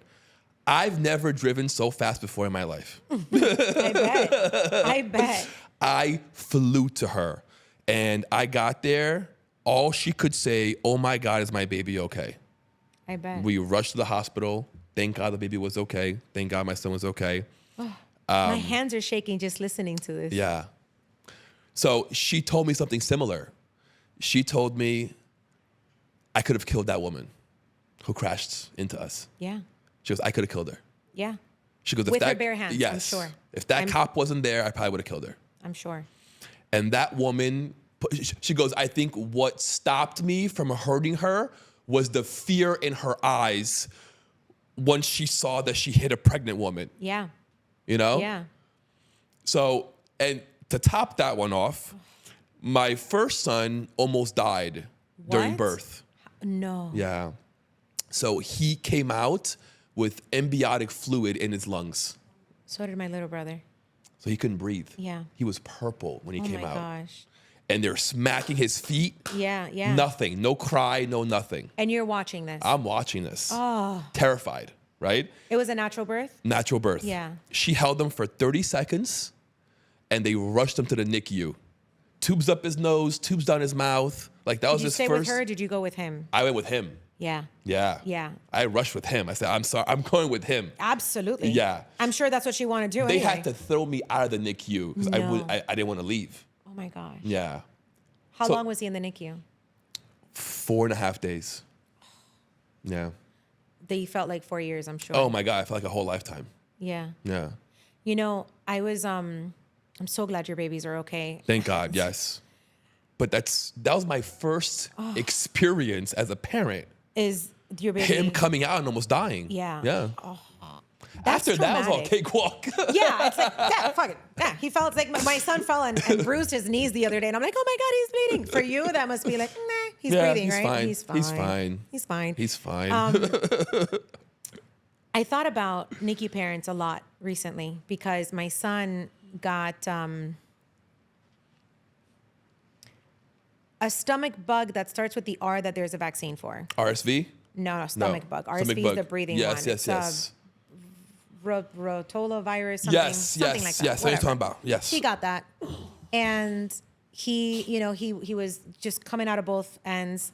Took him to the hospital. They were like, he's very dehydrated. He's going to have to stay overnight. I call my husband. I'm like, hey, looks like we're going to have to stay.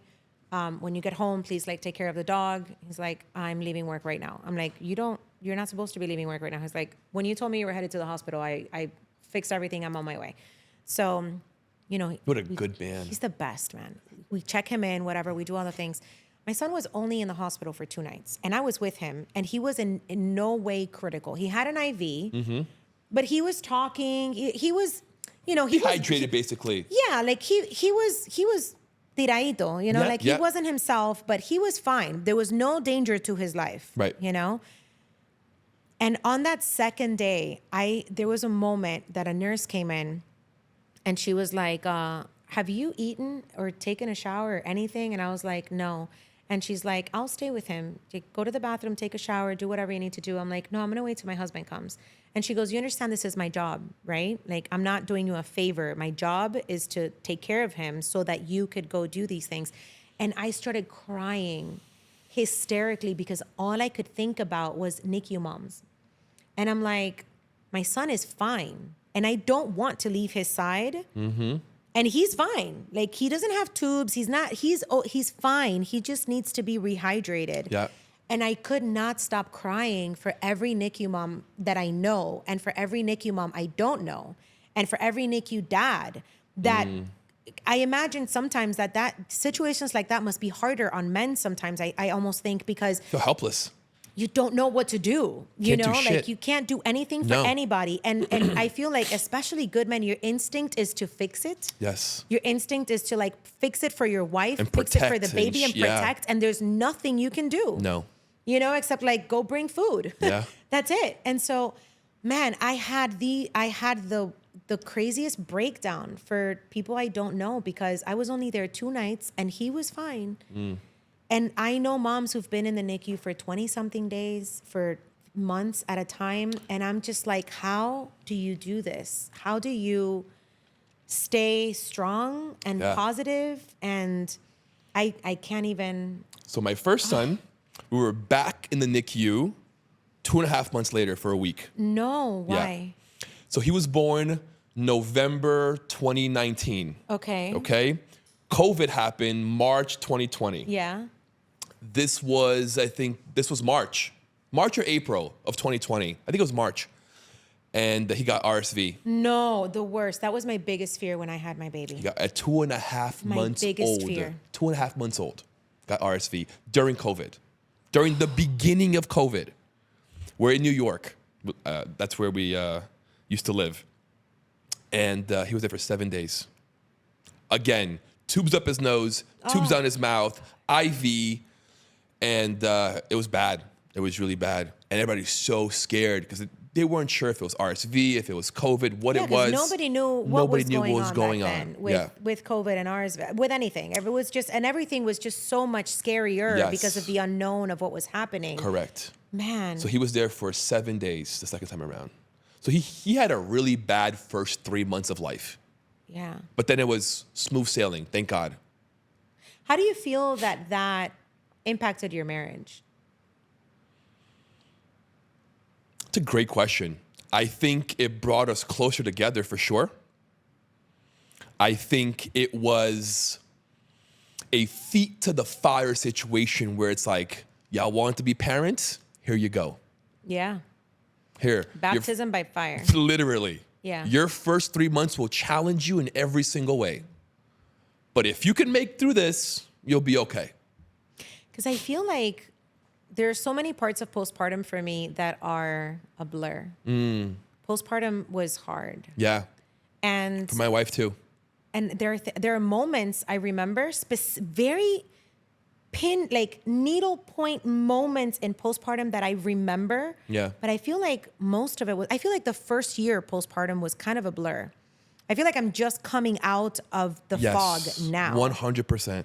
And I briefly remember moments in postpartum where I looked at my husband almost like, who's this guy here? That sounds weird. Like I knew who he was, but almost she's told me the exact same thing. I don't know what to do with I don't know Yes, I know what you mean. You know, almost exactly you're here, what you mean. but I can't put I don't have anything for you. I don't have time. Yes. I don't have energy. I don't have, and chemically, right? Yeah, chemically, you just went through 10 months of your body growing a life. Yeah. And adding all these chemicals into you. Now it's got to leave your body. Yeah. And bring you back to what you used to call normal. But it's not. No, it's not. Because now everything that's happening in your body changed. is completely disproportionate. Correct. It is out of control. Your body is also healing from a basketball-sized womb in your womb. Correct. And, there's the bleeding and the exhaustion and you're trying to feed a baby and keep it alive with your body at the same time. Did you breastfeed? I tried. Yeah. My son is un glotón and I didn't produce enough quickly enough. My and wife he also. would also cry himself purple and stop breathing because I didn't have enough. And so I put him on formula on, I think it was day 5. Yeah. In fact, that's one of the days that I distinctly remember is I told my husband, and I was a C-section. So my recovery was dreadful. I was released from the hospital with the wrong pain protocol. Was it a planned C-section? No. No. It was planned, but it wasn't planned by choice. It was planned because my son was standing the whole pregnancy. Got it. He didn't turn. He decided he never tried. And I did everything except the physical maneuver because they told me for the capacity of my ribs and how big he was, it could have been very stressful to him. And so I opted out. But I did heads.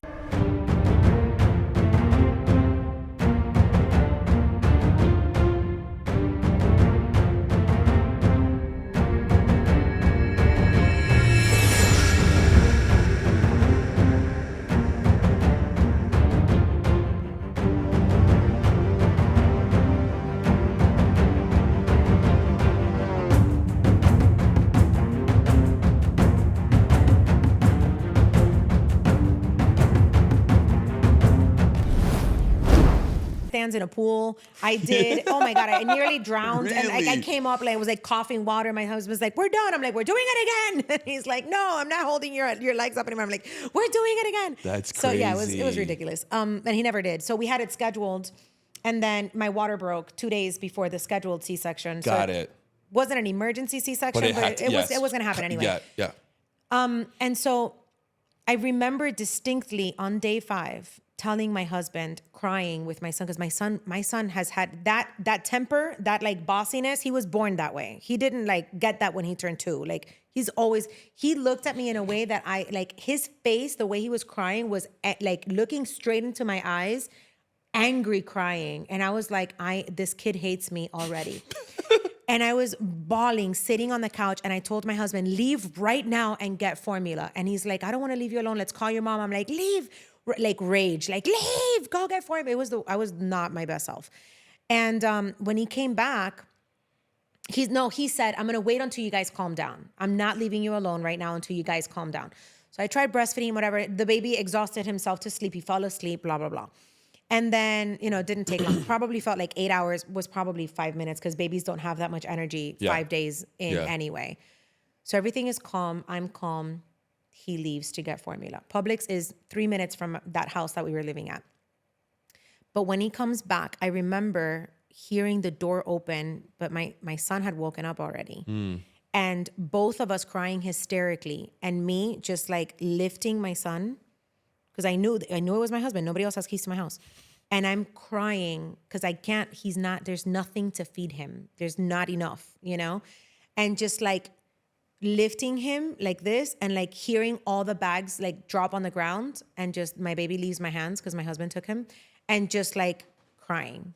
And my husband like taking the baby outside, and like those are the pinpoint moments I remember of postpartum.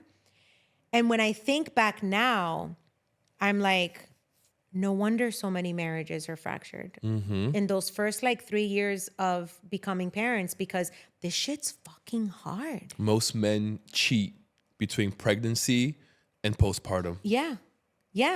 And it's like, dude, you couldn't keep your dick in your pants for a little while I went through all of this. That's all you were thinking about. While all this is happening, all you can think about is that. Yeah. I have no respect for that man. None.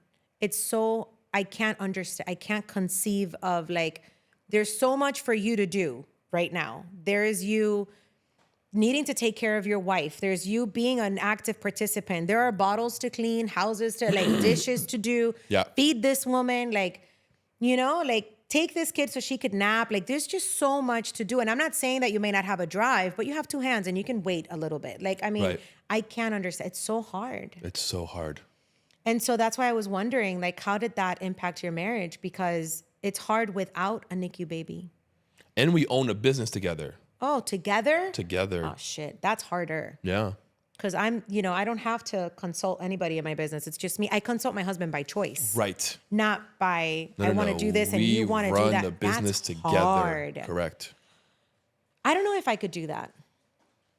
I don't know if I could fully have, because both my husband's active in my business in the way of like, hey babe, I have an event, carry these boxes for me. And I'm active in his business in the way of like, sometimes I'll take sales calls for him to close or whatever, because he's busy and he trusts me to close.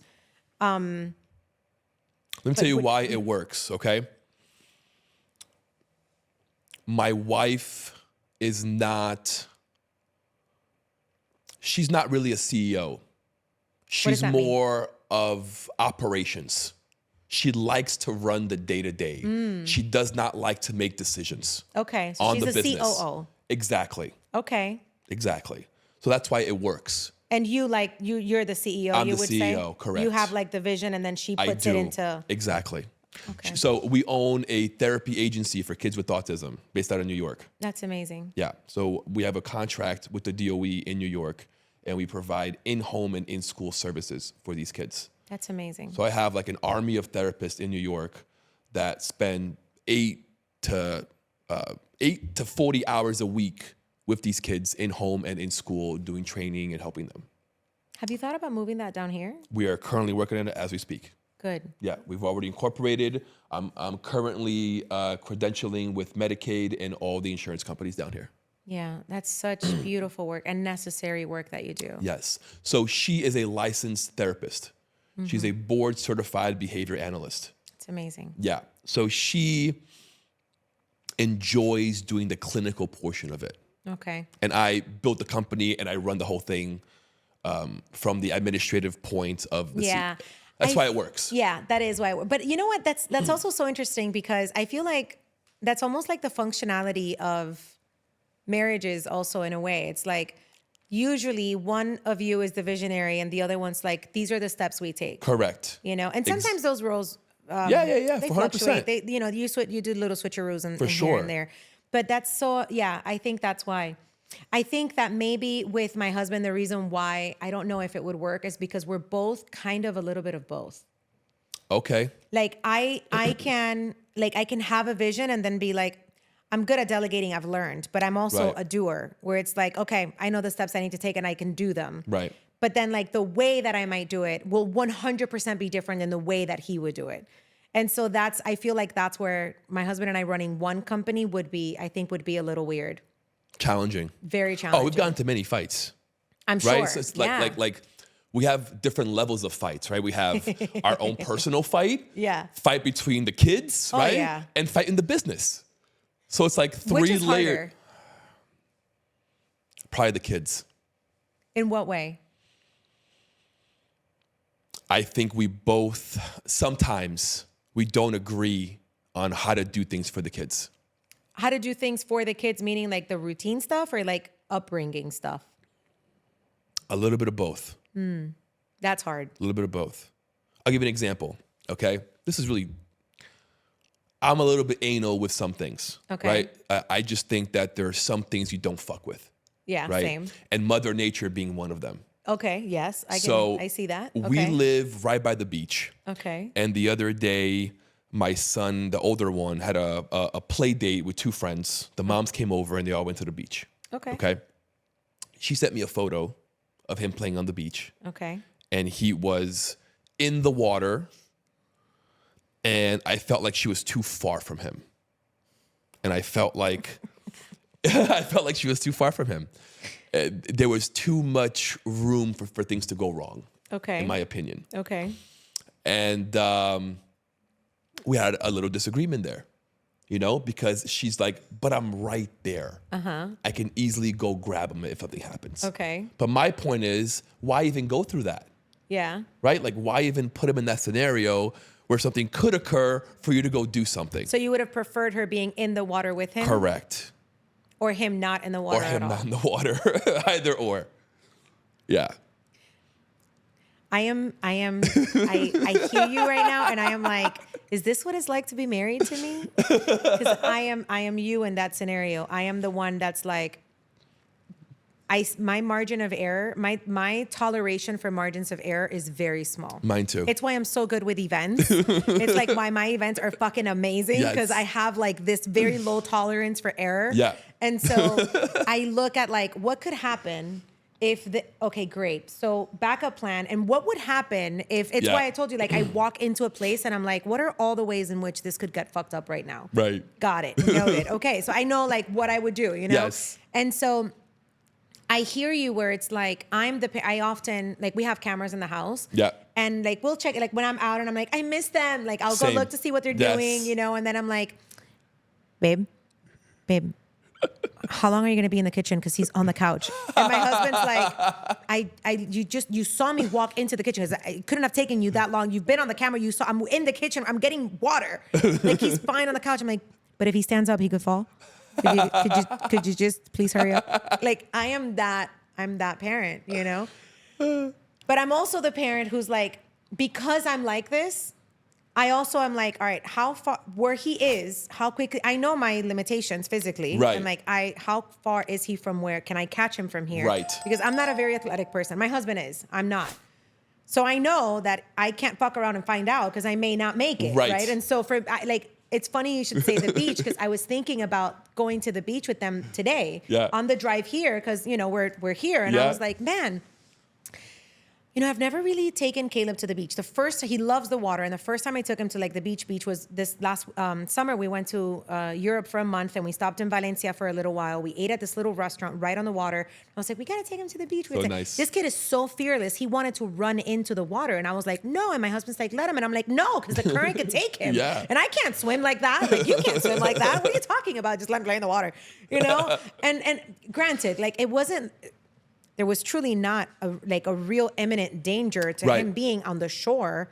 And I still, so I'm that parent too. No, and I get was it. thinking about it. I'm like, how would I let my son play on the shore?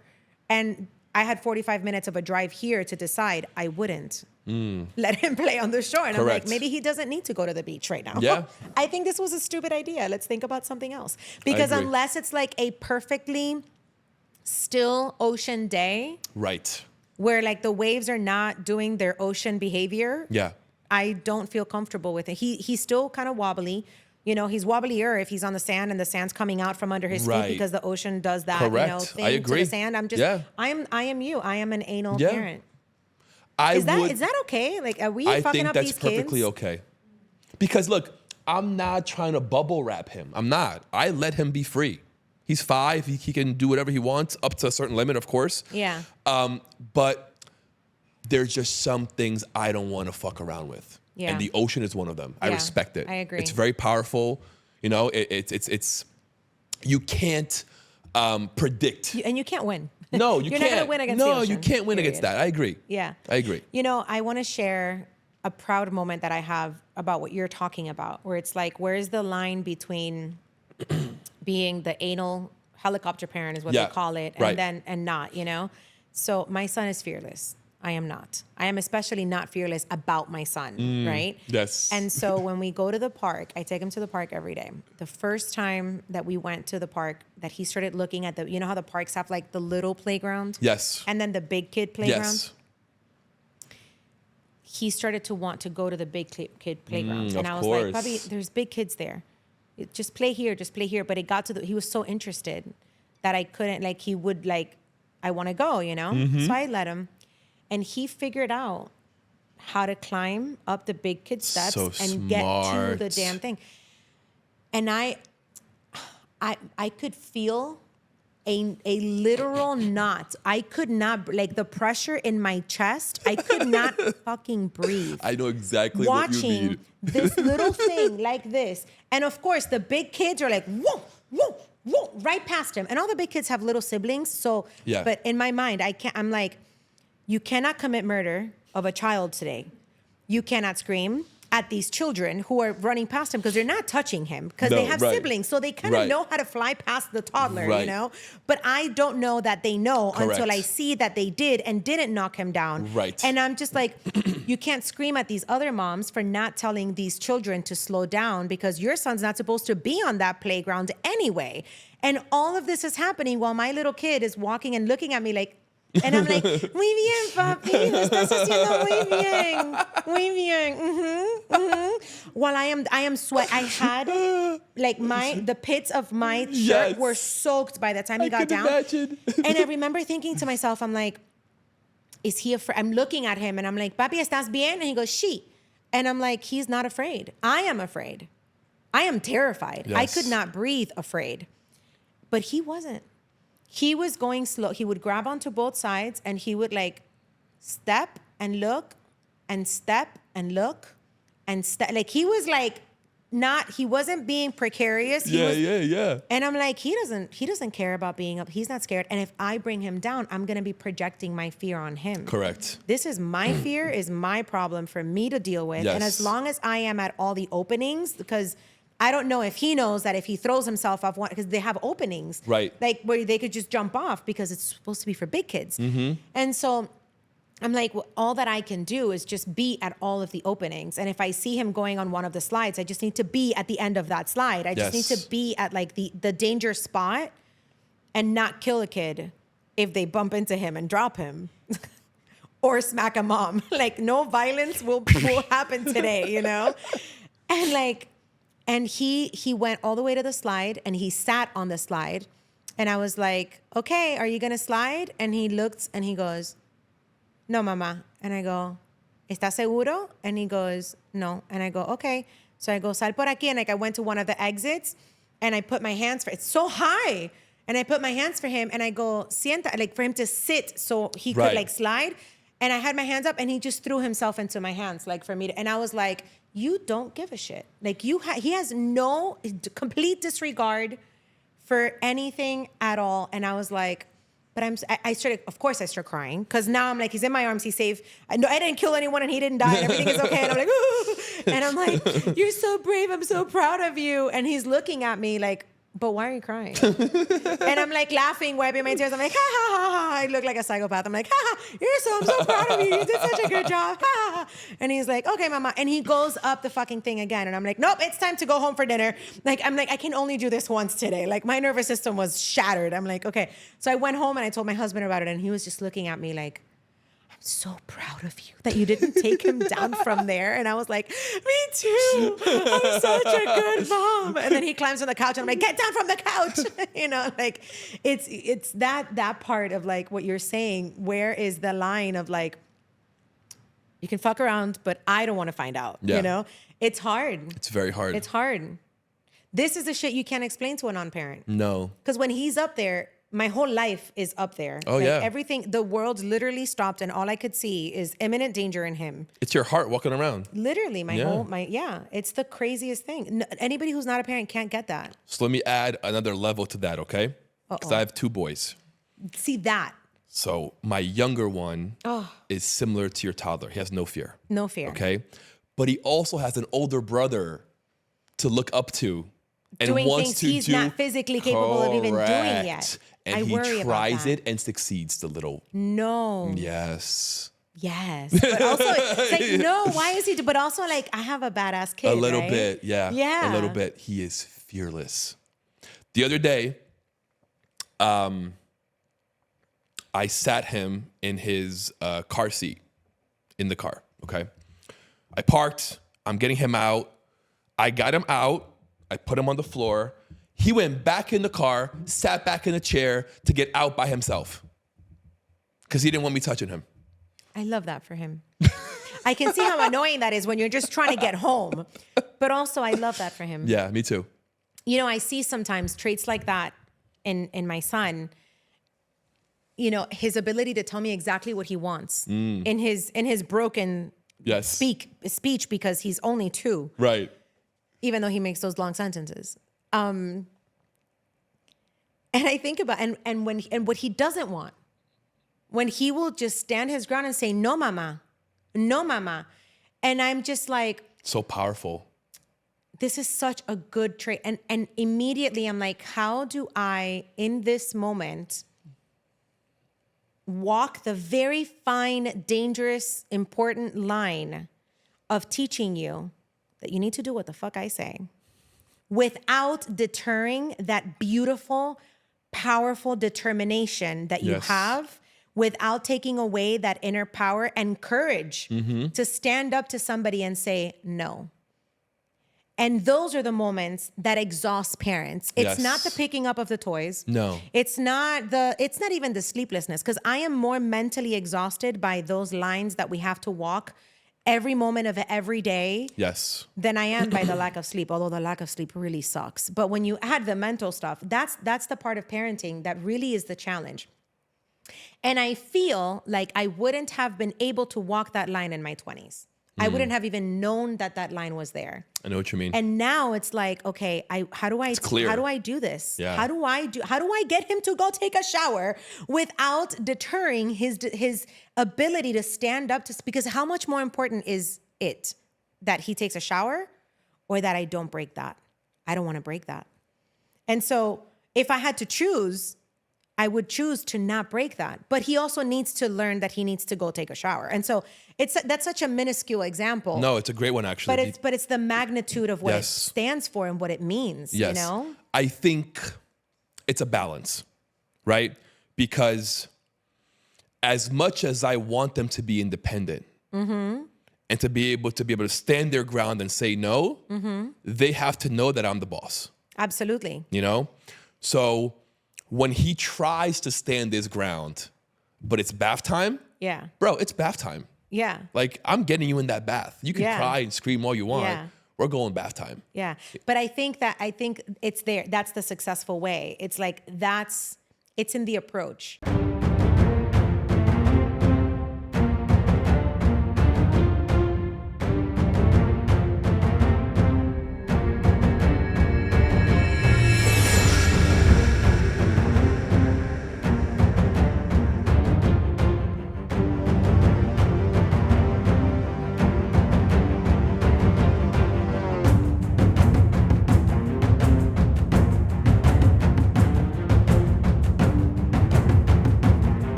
Yes. Because it's if you stand up back, then you break him. Right.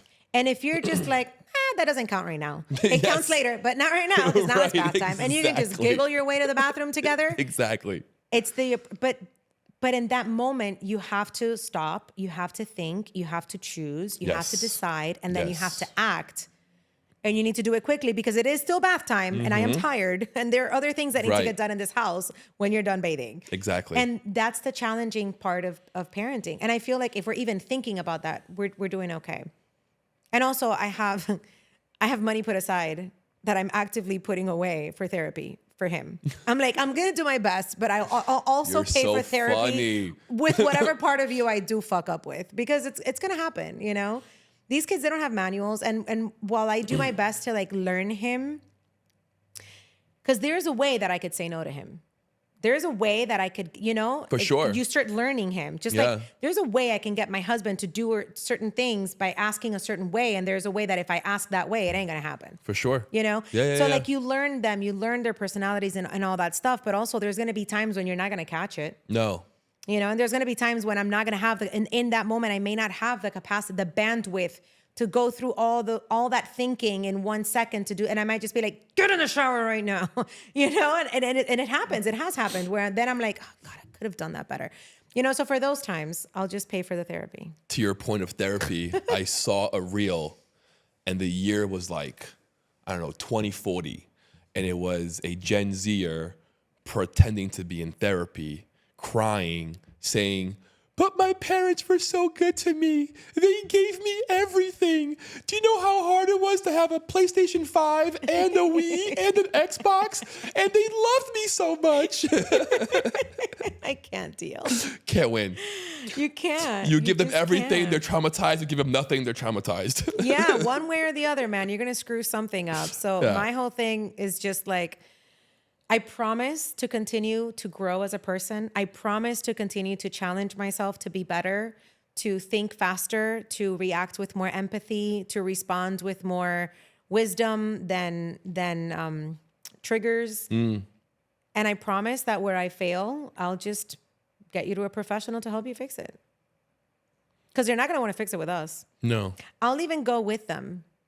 You know, like I won't be like those parents that are like, you're going to therapy. I did everything I could by you, blah, blah, blah, blah. I won't be that. I know I'm going to fuck up. There's going to be something. He's going to say something one day, you know? Or not. Or not. Or he'll say, Mom, thank you for being so great. Oh, Thank you for allowing me to take on my own challenges. And thank you for being there to catch me. you're going to make me cry. You know, that would be great. That would be really, really great. Yeah. Maybe. Hopefully, right? You're definitely on that path. You definitely are. Thank you. It's so good to hear that sometimes. I think as a parent, you get it because Yeah, 100%. you're just never sure that you are, you know? No, you're never sure. Why don't you have $100 bills, but you don't have tissues? What the fuck? Can I just do this? Let me get you a tissue. Hold on. And then you have your mascaras running.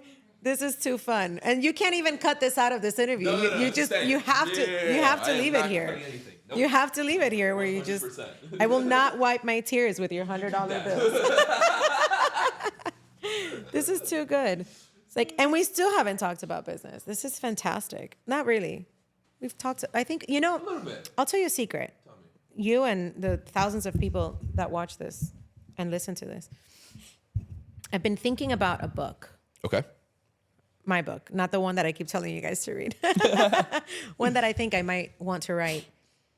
And it's something, maybe I shouldn't say here, but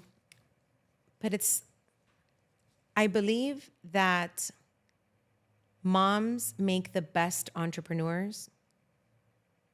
And I believe that entrepreneurs make the best moms.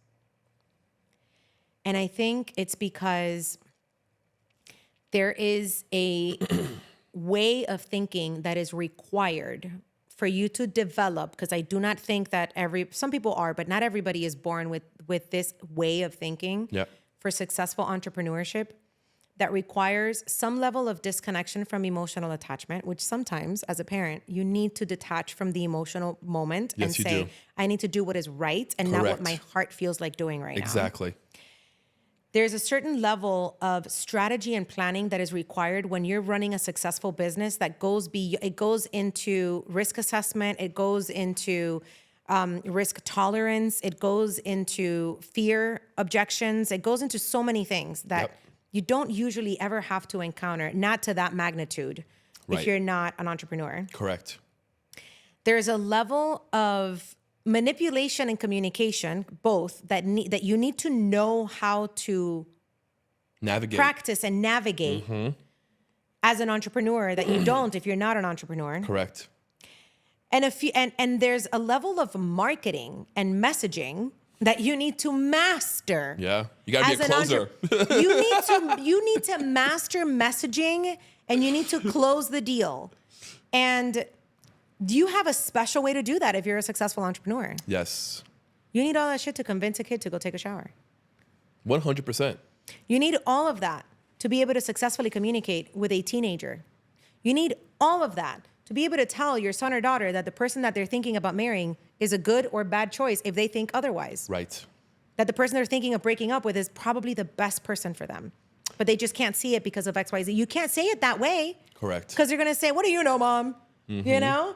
And I feel like when you can do that as a parent, applying it to entrepreneurship is easier. And when you can do that in entrepreneurship, applying it as a parent is easier. If you can find it. I think also the throes of parenthood are so difficult sometimes that if you don't take the step back to see Right. what tools do I already have to help me deal with the situation, you miss it.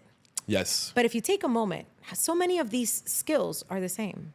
To your point, which is why we spoke for 45 minutes about your life and your personal life. And I told you, I can see how you're an incredible entrepreneur Thank you. because all of those values transfer over, Yeah, they do. you know? Yeah.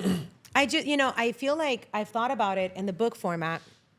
I've thought about it in my coaching. I talk to my clients all the time where it's like, dude, your business is a reflection of you. If you have troublesome relationships in your life, you're going to have troublesome relationships with your clients. 100%. Period.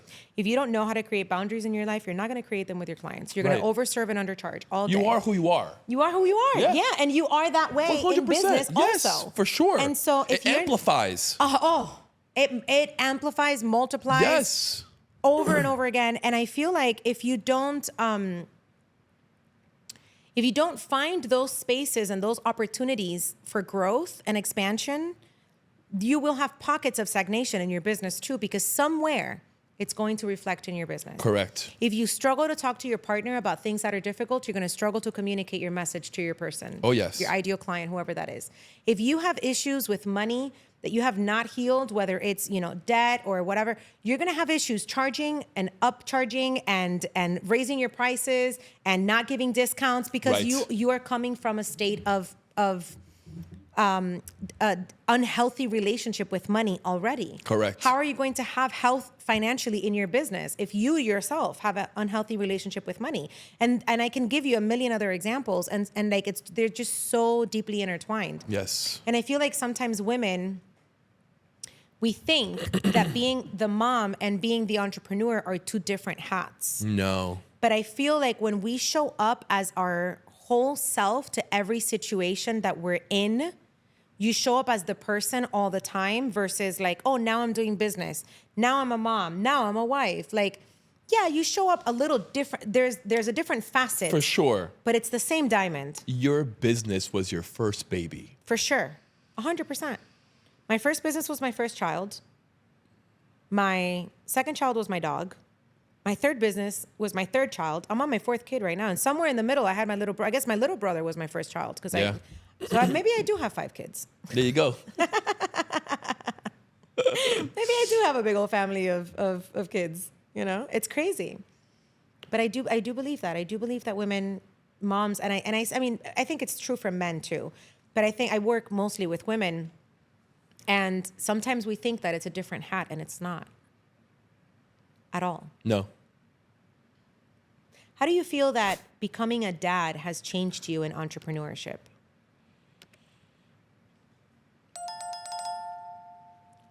I think it's a great question. It forced me to be even more calculated with my risks. Yeah, I can say the same. Yeah. And how do you feel the impact has been true the other way around? That you're being an entrepreneur has impacted your parenthood? In many ways. I'll tell you why, because kids are very routine based. And so is the business. Yeah. You know, if you're running a successful business, you have the right system in place that's creating a routine for your business. So I think having the experience to building systems for a company helped me see the pattern of a child and a baby, how it's very similar. Yeah. Yeah, definitely. Definitely for me, the risks is the same. Yeah. And also, I feel like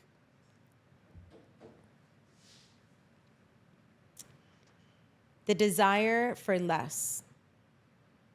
What do you mean? I'll give you an example.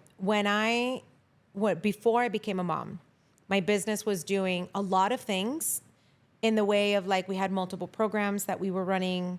We had multiple events that we would do. So like we have Move, Breathe, Grow, which happens once a year.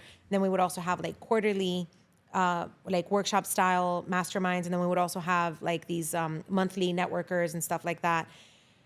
And I realized that I was doing a lot of these events were great for community building, but they weren't necessarily profitable. Right. Not to the magnitude where it counts, you Right. know? And when I became a mom, I get what you're saying. to do less. I completely restructured my business again.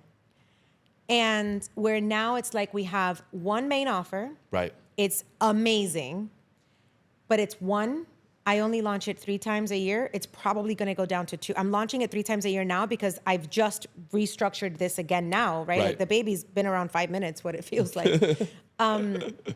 And it's one main offer. It's one approach. It's one event a year. You know, it's an amazing event once a year though. I'm not doing, and right now, every time that I get like an invitation or not just like an invitation to go somewhere, but like an offer. Mm-hmm. Before it was like I could see the potential in every offer, and many offers were yeses because they were profitable, they were good, whatever, Right.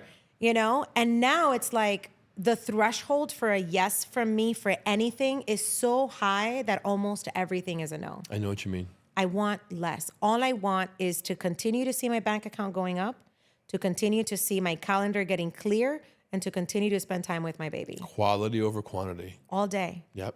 The quantity, I only want the quantity in dollar signs, not in anything else. And Amen. I just, the more I focus on that, the better my business becomes. The more I focus on like, how can I do less? And it's not do less for the client. No, it's do less in the accomplish business. more. Yes. Exactly. Yeah. I've seen Do the more with shifts. less, right? Yes, absolutely. I've seen an increase in my business financially and in joy also, which I measure that above finances, especially now as a mom. But also I've seen it catapult my clients. I've seen it catapult their success to to run a simple business more easily, more successfully, with less, to make more money and have more time. And the more I do it in my business, the more it turns out. And I'm just like, why didn't I think of this from the beginning? It's like, well, because you weren't a mom. Time was different. Time passed in a different way. It was easy and desirable to leave my house for monthly networkers. I don't want to go anywhere right now. I'm actually trying to force myself to get a co-working space. I have a studio set up in my house with everything I need. And I'm actually trying to force myself to get like one of those co-working spaces, just a tiny office, to leave my house at least like 2 or 3 times a week. Yeah. Because I'm like, I'm too comfortable in pajamas. I'm too, like I gotta, it does change your energy does, a little bit to 100%. leave the house, Does. It definitely does. I agree. And I'm like, all right, I'm feeling better. I'm not in that same fog that I was in the first year. It's time, but I'm not gonna not work from home. I love the comfort of having everything in my house. Sure. But I'm like, I need to have another place where occasionally, like, I go there, and have like a genius moment of focus without, But yeah, it's the simplicity of less is yummy. Saying no to more is amazing. Before we close this out, Yeah. let's actually get into your business. Let's go into what you do, who you do it for, and what are you currently offering? I want to be funny and talk about my kid, but I won't. What do I do? I'm a mom. What do I do? I help women entrepreneurs package their genius into a high-ticket digital offer that they can resell over and over again with impactful but minimal touch points. And so this is a simple business system. It's the name of my program. It's what I practice in my business, and it's what I coach my clients to do. And the resistance that I get all the time is like, but I know how to do all these other things too. I can't just like do this one thing. We developed something called an outer sales system and an inner sales system. So you can still maximize all of your zones of genius and profit from them with simplicity. And so profitable simplicity has been the shift that motherhood has brought to my business. And it's what I teach all women entrepreneurs. We're women-centered, men-friendly, so we happily work with men too, if you're okay being led by women. And what makes my approach unique in what I do with coaching is that I believe that women are new to business and new to the workforce. We've only been doing this 100 years. And we got into the workforce that was set up and built for men by men. What a way to look at it. Yes. Think about it. That's so true. It's only been since, what is it, 1970 or something like that, Something women like could that. open up their own bank accounts. That's crazy. We haven't been doing this very long. And that's okay. We're doing great at it. Yeah. But we have been trying to do it like men because we went into a system, entrepreneurship, Right. a system of business and corporate was created by men. Correct. For men. For men, which is fine. What I aim to help my clients to do is to, because they're entrepreneurs and you could do whatever you want, to build the business around their system. So we can build a system that is friendly to our cycle, which men do not do because you do not have 28 cycles, you have 24-hour cycles. Your biology does itself every 24 hours. Ours takes 28 days. Wow. And so it is important when you're planning your launches, when you're planning your marketing campaigns, when you're planning your content days, I help these women to do it around their life. If you're a mom of one or a mom of two, with or without a husband, with or without a nanny, your life is dramatically different than the other mom. Dramatically. Yeah. A single mom does not have the same capacity as a mom as a single married mom. Yeah. Let's talk about those moms too. Correct. As a mom who is married with an involved husband and a nanny. You know what I'm saying? But we can all get to a certain level if you can build a simple business system that is catered to what is the life you want to lead. And now let's build it around your capacity, your body, your flow, and your genius. And what we do is we tap into that intuitive intuition that we have, that intuitive compass. Where do you feel your attention needs to be focused right now? And we start building there. Because where you intuitively know is where you need to be may not necessarily be where the entrepreneurial systems that are out there tell you that you need to be doing. And when women do business that way, we are exponentially more successful than when we try to fit into systems that were created by men. Because you're playing to your, to your expertise. Yeah, we're playing to our natural abilities. Yes. To the way that, why would you try to create content when your body is menstruating? We're depleted. We just want to eat chocolate and take a nap. Right. That's not the time. Unless that's your content.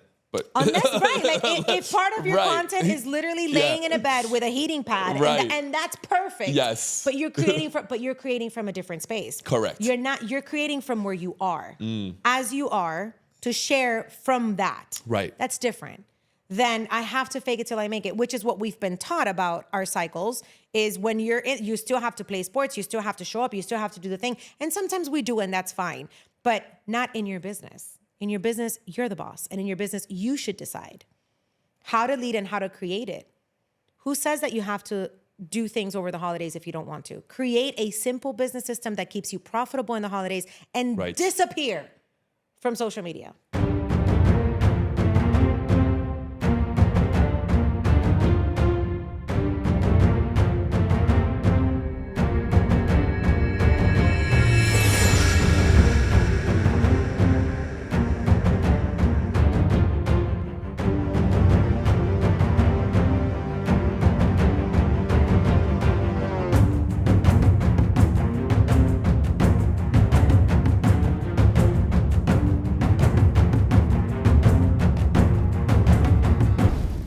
Disappear.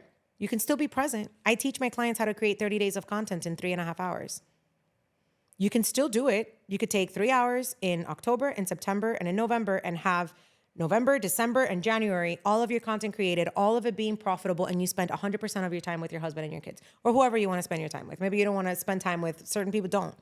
But you can do that. You have that choice. That's incredible. You know, it is. It's amazing. It's amazing. And we don't even think about it because we go into business with such a desire to be successful that we just immediately implement what was created for men in the way that you think, in the way that you decide, and in the way that you function. And there's nothing wrong with that for you. Right. And a lot of women can do it. We can get going back to our initial conversation about masculine energy and feminine energy. We're very good at getting into our masculine energy too, but it's not where we are the most successful. It is not where we are dominant. Where we are dominant is in our feminine energy. And we can create from that, have all of our creativity, activate our receptivity to be more profitable in that way, to be more inviting versus the pitching part, which is why so many women are like, I'm not good at sales, because we're not supposed to be strategically pitching shit. We're supposed to be inviting you in. It's how we're physically built, to invite you in. Yes. We're physically built to receive. Yes. If we structure our businesses in a way that makes our clients feel invited into the business, it is so much easier for us to execute from that space. It's where our genius lies. Our genius doesn't lie in strategically trying to sell you something by the percentage of the 10x that I could bring to, that's not, we can do it. We can. Just like you guys can tap into your feminine energy and be inviting or whatever, but it's not where you are masterful at, because it's not how you are biologically built. It is not how you are energetically built. How'd you come up with this? This is fucking genius. I have these body parts that you do not have. And, you know, I think it's something I've intuitively done all my life. To answer your question, I've always checked in with myself first before deciding on what to do. So I've been in situations where I've been unhappy, and the logical thing to do is to make an exit strategy, create something, apply here, get it, and then that's the logical. That's what a man would do. Yeah. Right. But I've always been very trustful of my intuition. And I've always just like literally closed my eyes and said, do I just need to quit now? And if my body says yes, I don't care how much money I'm not going to be making, I don't care. And without a doubt, every single time that I have made a decision in that way, I have a better outcome and a better offer lined up for me within 48 hours. That's awesome. And I am not special. Every person can do this. Every person has intuitive guidance. Every person has it. Women have it more. They're more naturally, but you just have to learn to listen to it and trust it and act on that, not on the logic. Every time that I have chosen logic over my intuitive guidance, it has not turned out as well. I won't tell you it has been a complete catastrophe. It hasn't. Right. But it has not turned out as well. And so I've always lived in that way. And then when I became a mom, when I got pregnant, I was, during my pregnancy, when you said like, oh, I don't want to deal with pregnancy, dude, I loved being pregnant. Did you? I fucking loved it. I felt like the most masterful being. I was the most. Because you were. I was. I absolutely was. Yeah. And I was so in touch with my intuition, with my creativity. I reshaped my entire business to this while I was pregnant.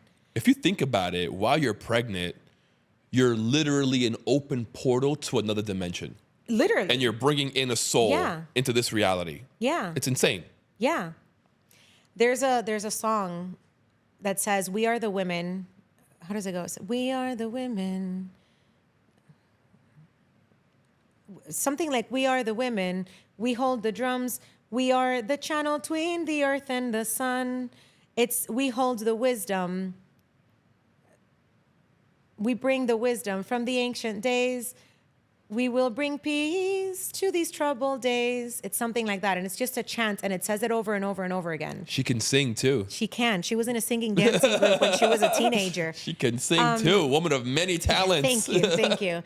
And it's the most beautiful song, and we really are portals. Yes. But we forget that. And so Yes. we want to create from the brain, and it's not when we're meant to create from. No. We're meant to create from our womb. Whether or not you can bear children is irrelevant. Correct. We are creators of a different capacity than men are. It's not to say that men can't create, but we No, create I agree. differently. Completely. Yeah. And so, I wouldn't want that power. It's all yours. You can have it. No, trust me. I don't want all your logic either. It would overwhelm me. Yeah.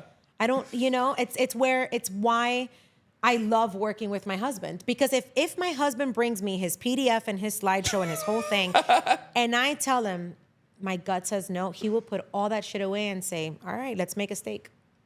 And he will not push it. Because he knows the power of intuition. He has a phenomenal intuition too.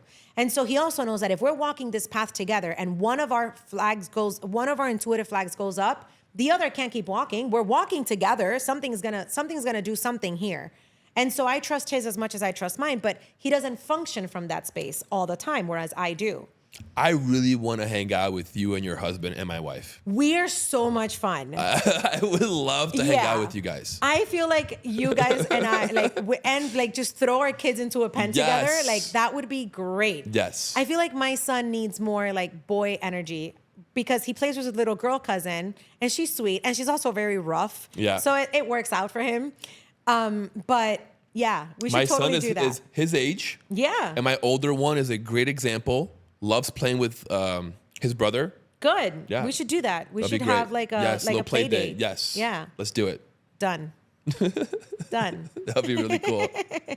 So yeah, jump into the simple business system. If you're a woman who wants the systems to support the intuitive creation that you are meant to bring to the world via your special magic, whatever that is, whether it's coaching, bookkeeping. I have bookkeepers, I have coaches, I have women that are in aesthetics, I have women that are in hypnosis, I have realtors.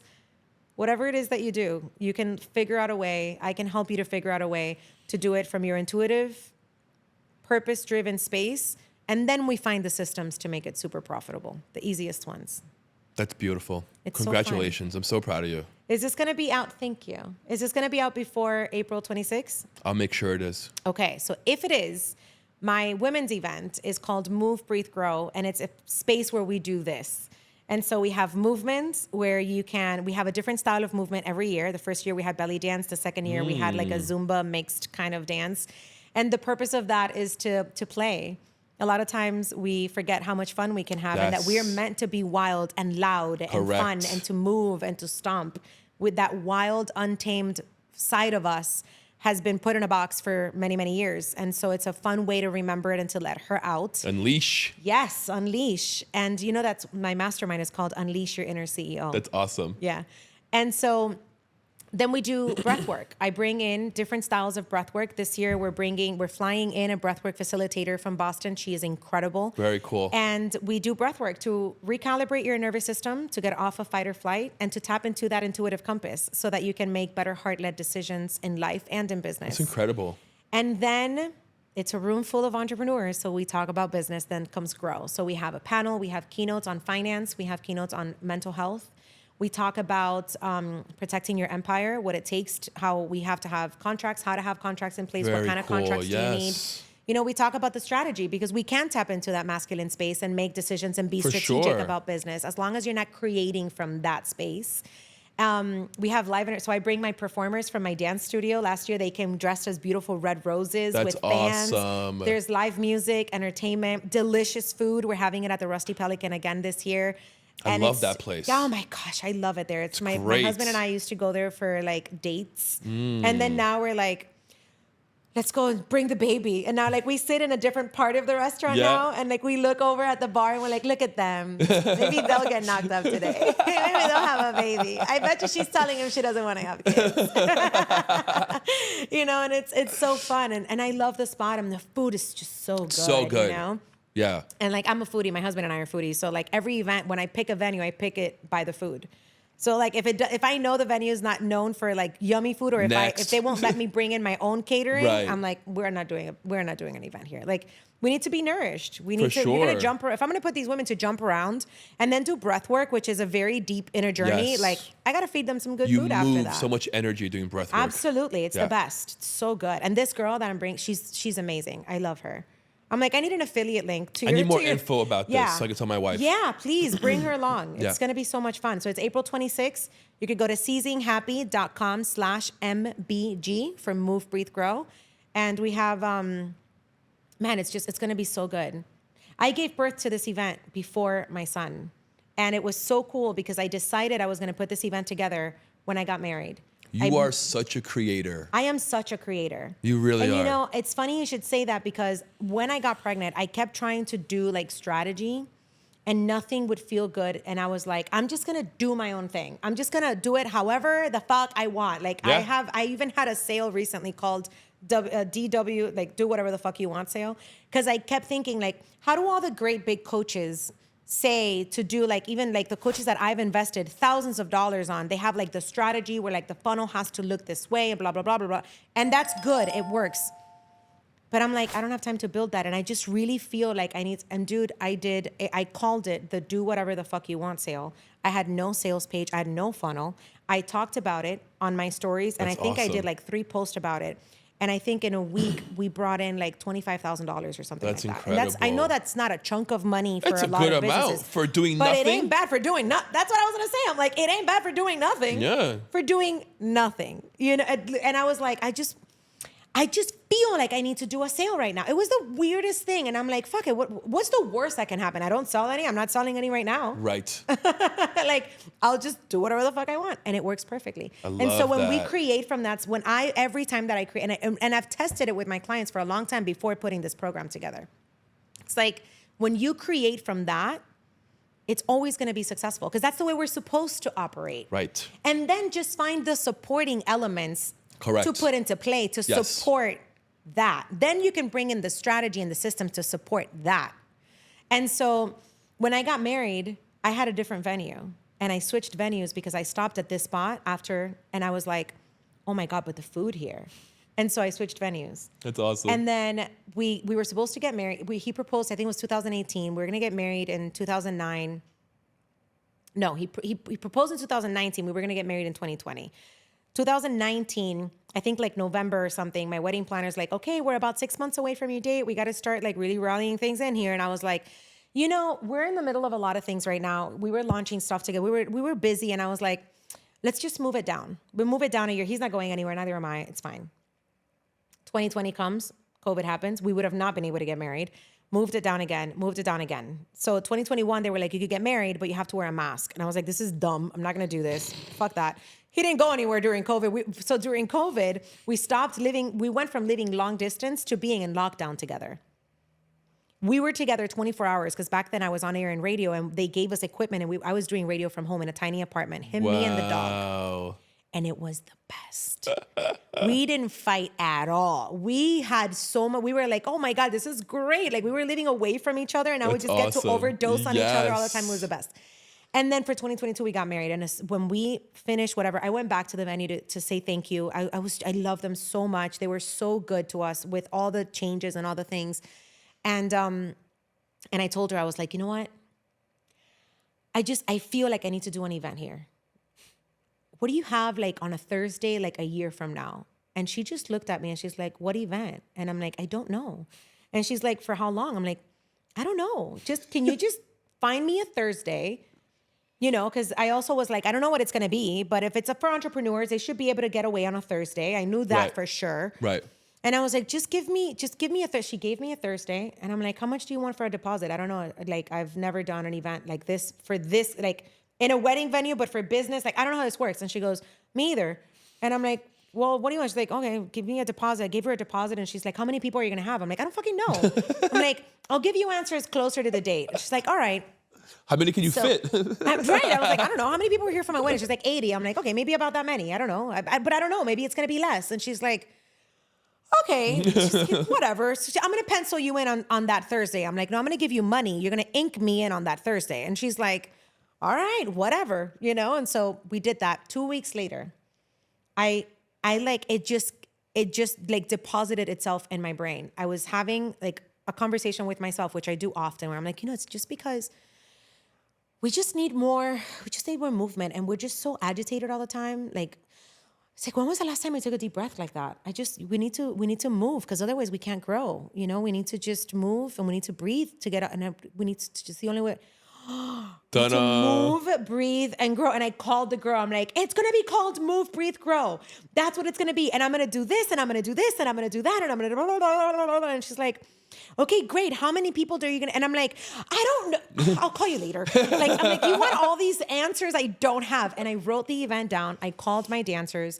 I told them, I'm like, the dancers from the studio, I use them for everything. They've been with me for years. They're instructors now. They're in college. And I'm like, you're going to be my right-hand girls, because you know how I do events. This is a completely different event. This is not a recital. This is not a show. Right. But you know how I work. Like, they're like perfect pieces around me, where I'm like, I'll look at her and she just knows what she needs to go do. They're amazing. Awesome. I love them so much. And so I was like, I need you for this date. You need to show up at this time. She said, what are we going to do? I'm like, I'm not sure yet. Just book it off on your calendar, blah, blah, blah, blah, blah. And so I have the event planned. Everything is ready to go. I was going to teach the belly dance class. I was going to bring in one of my dearest friends. Her name is Emilia Garth. She's a singer, songwriter. You have to find her on Spotify. She's incredible. And she also does like sound bowl meditations and all that. I was going to bring her in for Breathe. And then we're going to have a panel. I know I have a network of incredible women that would be happy to sit on a panel and tell women how to do things better. For sure. And then I got pregnant. Oh, man. I found that I was pregnant, and the event, everything, I already had money for sponsors. I already had deposit. I mean, I had put the deposit in long before, but like, I would have been able to forego the deposit. Right. But I had money already in my pocket from sponsors and people who were like, and I had paid for like decor, and also like the event was already like. How far out was the event when you found out you were pregnant? How far out? That's a really good question. I mean, the event date was set a year before. Right. I didn't even have plans of having kids. I had my son 2 weeks after the event. So you would have been huge at the event. I was huge at the event. Yeah. And there are pictures that I told the photographer, I'm like, I want these for myself. In almost every picture, I had to tell the photographer, I need you to crop him out. In almost every picture, my husband is standing 3 feet away from me, in almost every picture, with food in his hand and water. And then if the camera is angled like this, I had two girlfriends of mine who were my backup MCs, where I sat with them and I did a run through with them of the event in a Zoom meeting. And I was like, if my water breaks before or during this event, I expect the two of you to carry this event through, because I took, like, my word is my bond. And if I say, I'm going to give you an event on this day, I don't have to be there. This event is going to happen. Correct. Like I'm very, so I had backup plans. And if there are certain angles of pictures where you see, it's like, they're like moons around me all over the event. They're just like small little moons circling me the whole, and I'm just like, con una clase de pipa, just walking around like this, like my pit crew. Yeah. And then like, it's just my husband would like go around and like shove una croqueta in my mouth and give me water and keep going. And then one of them would look at me like, I'm like, still good. Still good. All dry. Like, and then like she would go do something, and then the other one would come and she's like, your feet hurt? And I'm like, no, I'm fine. And it's like, okay, well, sit down, take a break. I'm like, I think I'm good. She's like, I don't want to MC your event. Sit down and take a break. Like, I'm here in case you need me, but this is yours. And I was like, it's fine. And 2 weeks later, I had the baby. I mean, everyone must have been so proud of you. I've never asked, but if I saw a pregnant woman doing that like that, then I would have thought one of two things.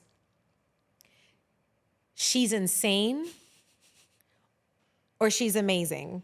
Or both. And I would have probably gone with both. I would have probably been she's amazing and insane. What a badass. Yeah. And like pink Kizit sneakers.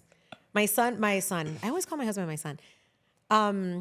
I did a past life visualization once and my husband was my son in a past life, which is That's interesting. why. Yeah. It's cool sometimes though, when I say it, I'm like, I wonder what part of saying that is a memory and what part is. Yes. This is the part of the podcast where it was, nope, she's fucking crazy. And then they go off. And the funny sidebar, because my husband is now starting to kind of connect with those kinds of things. But when I told him for the first time, he goes, yeah. And he didn't, like, he's like, I feel that. And I was like, really? Because he's not like that. Anyway. But my husband bought me sneakers. First pair of sneakers. I think I owned sneakers from like childhood, you know? But like as an adult, you wouldn't catch me dead in a pair of flats. Dead. And when my husband took me to Europe, he was like, I'm buying you sneakers. And I'm like, the fuck you are? I'm like, I don't wear flat shoes. He's like, you will when we go on this trip.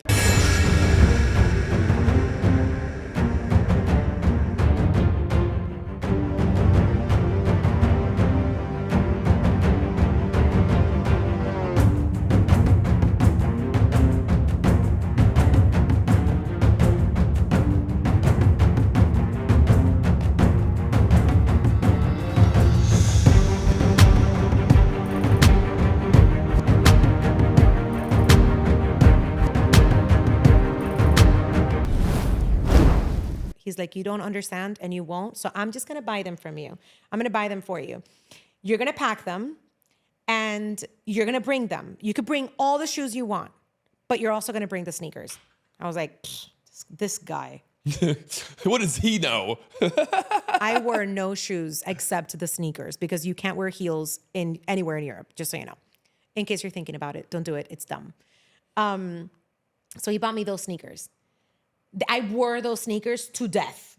In Europe, they came back, they were like destroyed. I took them the other time, this time that we went to, because I also never wore them back here. When I got pregnant, he bought me Kiziks. Everybody needs to know about Kiziks. In fact, you should do a partnership with Kiziks. Okay. Kiziks are shoes that you do not need to tie.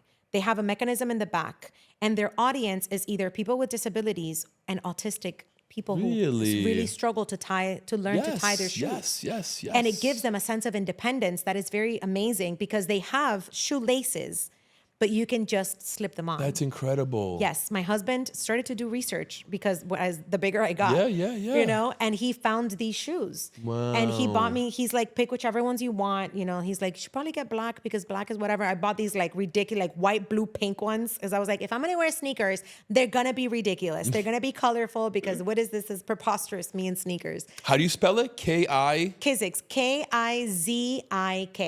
Got it. K-I-Z-I-K. Got it. Look into them. I will. So now I have 3 pairs of Kiziks, and this is the first time I put on heels in forever. How does it feel? It's weird. It's so weird. It's nice. Like, it's like, oh yeah, I remember this, but also I don't want to walk in these ever again. And so the Kiziks are amazing. You should partner with them for your other business. For sure.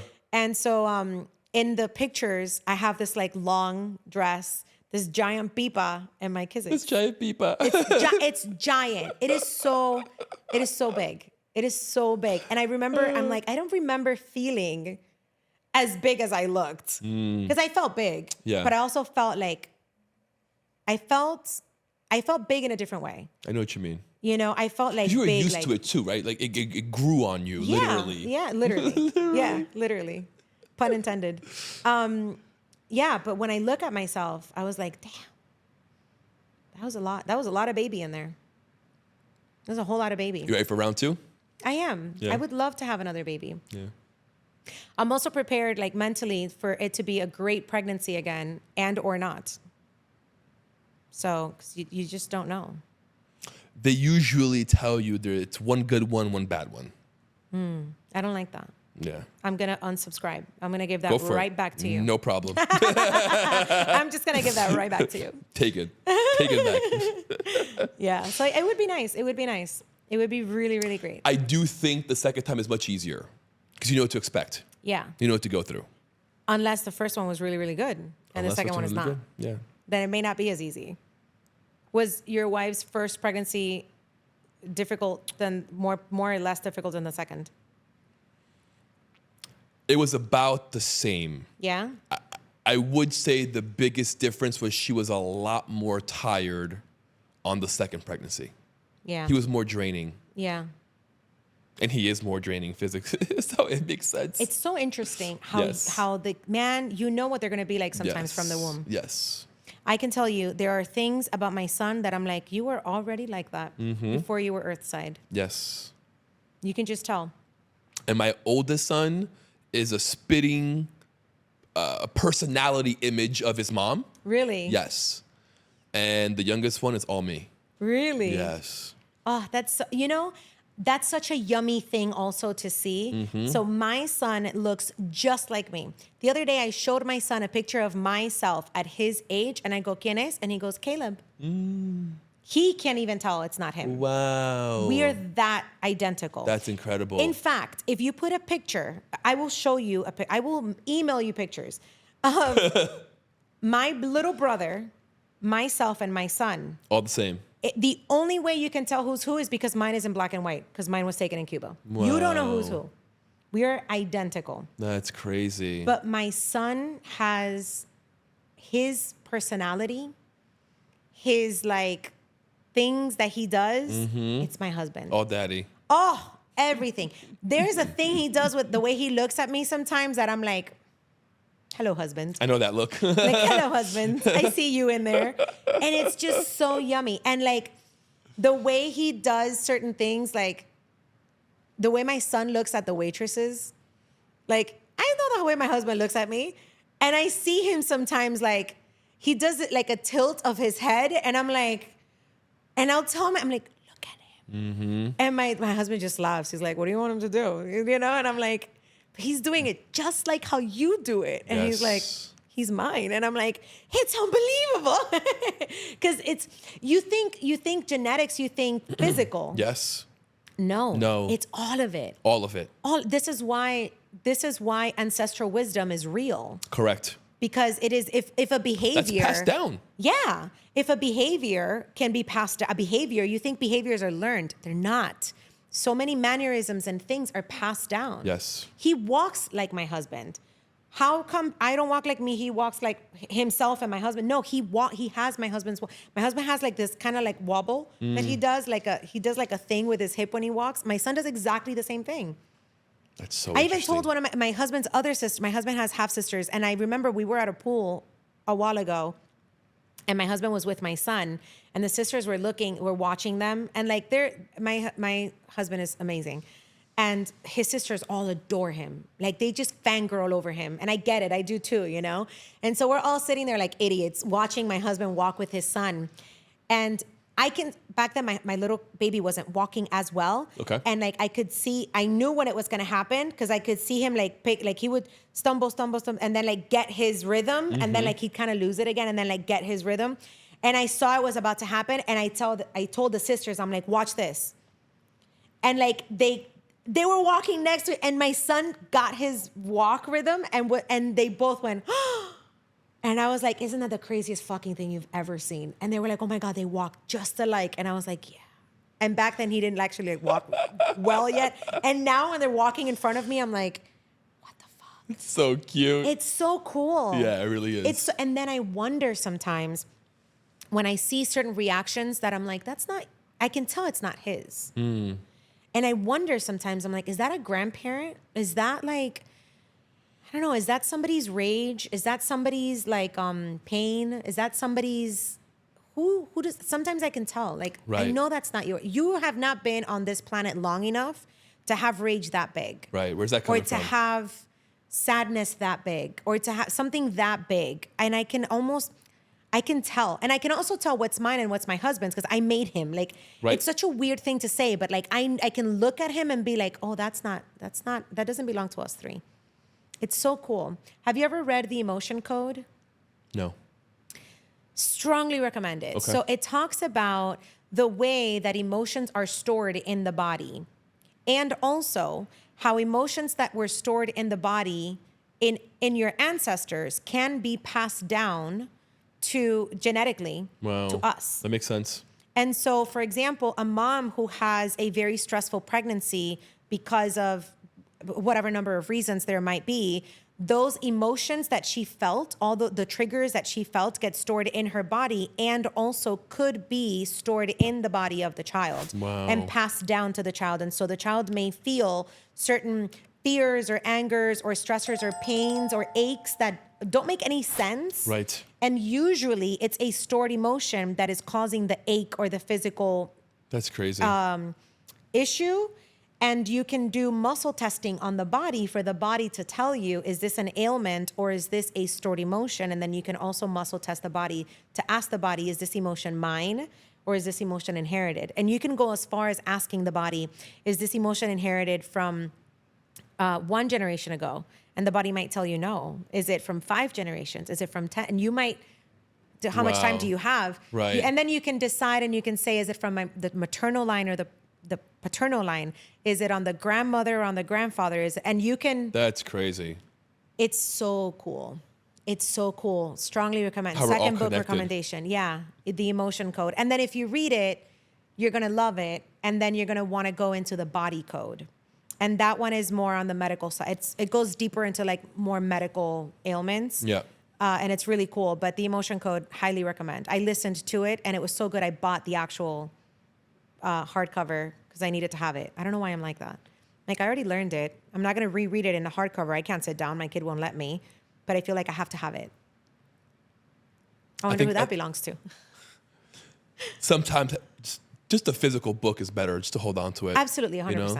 But I've never loved audiobooks until I became a mom. I love audiobooks. I never really listened to them. They're the best. I used to create so much content from this little patio that I had in our previous home. And I would just sit there and like drink my coffee and read a book every morning. I would just read and drink my coffee, and it was so nice. And there were different birds that would come, and I would try and try to figure out which bird was which, and it was just nice. But like now with a kid, I can't sit down and read. Can I tell you So something? I listen. Yeah. I'm receiving a download Okay. where I almost feel like you need to do something as a mother for mothers. Have you thought about doing that? More than Move, Breathe, Grow? Because Move, Breathe, Grow is for women entrepreneurs. Most are moms, but it's not catered specifically to moms. Correct. Yes, I mean something more than that. For moms. Is it the book? That could be the start of it. But I think you are such an incredible mother. And I think because you're such an amazing entrepreneur, there's so much that you can teach and relate and help in that realm. And you're so good at it. Thank you. I received that. And also hear all my imposter syndrome saying like, what could I possibly teach a mom? Like moms so have much. so much already. Like who am I to go and say, and it's so interesting to hear Here's myself what say you that. can teach. Mindset. Oh yeah. Yeah. It's all transferable from It business. is. It is. And you're a master at it. Thank you. You're really good at it. I'm not just saying this. You're really good at it. And I think it would be extremely well received. There's so many moms. You're able to see the fear, but have the logical understanding that, okay, my son might need to go through this. I'm gonna sit and watch and monitor, and I'm gonna cover every angle, but I'm gonna hold on and let him go through it. It's very hard for moms to do. It's so hard. I mean, it's hard. You can teach that. I can. I just have to figure out how. How do you teach it? Oh, you will. Thank you. I have no doubt. Thank you. I receive it. I receive that. I love it. And I do think, that moms we are superhuman. Yeah, literally. Superhuman. To create life is supreme. Yeah. And then to keep that life alive without losing your shit every day is supreme. And to do that while having a business is supreme. It is godly, Correct. and our responsibility too. I feel like when you have a gift, when God gives you a gift, whether it's speaking or knitting or running, anything, you have a responsibility I agree. to execute on that. I agree. 100%. have Otherwise, to do why are it. you here? Yeah. Just, You know? yeah. You're here for that reason. Yeah. That's your gift. yeah. Go shine. I do believe that. And I do feel, it's funny because I do feel as a mom more than ever, I am walking in my purpose. I felt that way before, but I also felt like there were so many different ways to walk and so many different paths to take and so many different heels I could wear on that walk. And it was like, ba, ba, ba, ba, ba. And now it's like my steps feel, I have a different cadence and my steps are so firm that the earth shakes under them in a good way. And like every step I take is a butterfly effect to greatness for everyone. I do truly feel that. That's a mic drop, and I'm going to leave it right there. This is my longest podcast ever. And it didn't even feel like it. Same. I don't think I've ever done an interview We've been this talking long. for over 2 hours. Have we? Yes. There's no way. How do you know that? It's 4 o'clock. I don't wear watches. It's been 3 3 hours? Are you serious? Yes. We've been talking for 3 hours. If you had asked I thought me, it was 2.5. I thought it was about 2. 3 hours. holy shit. Yeah. You're going to have to break this up into like 4 parts. We'll find out. I don't know. Fuck it, just play it all at once. We'll see.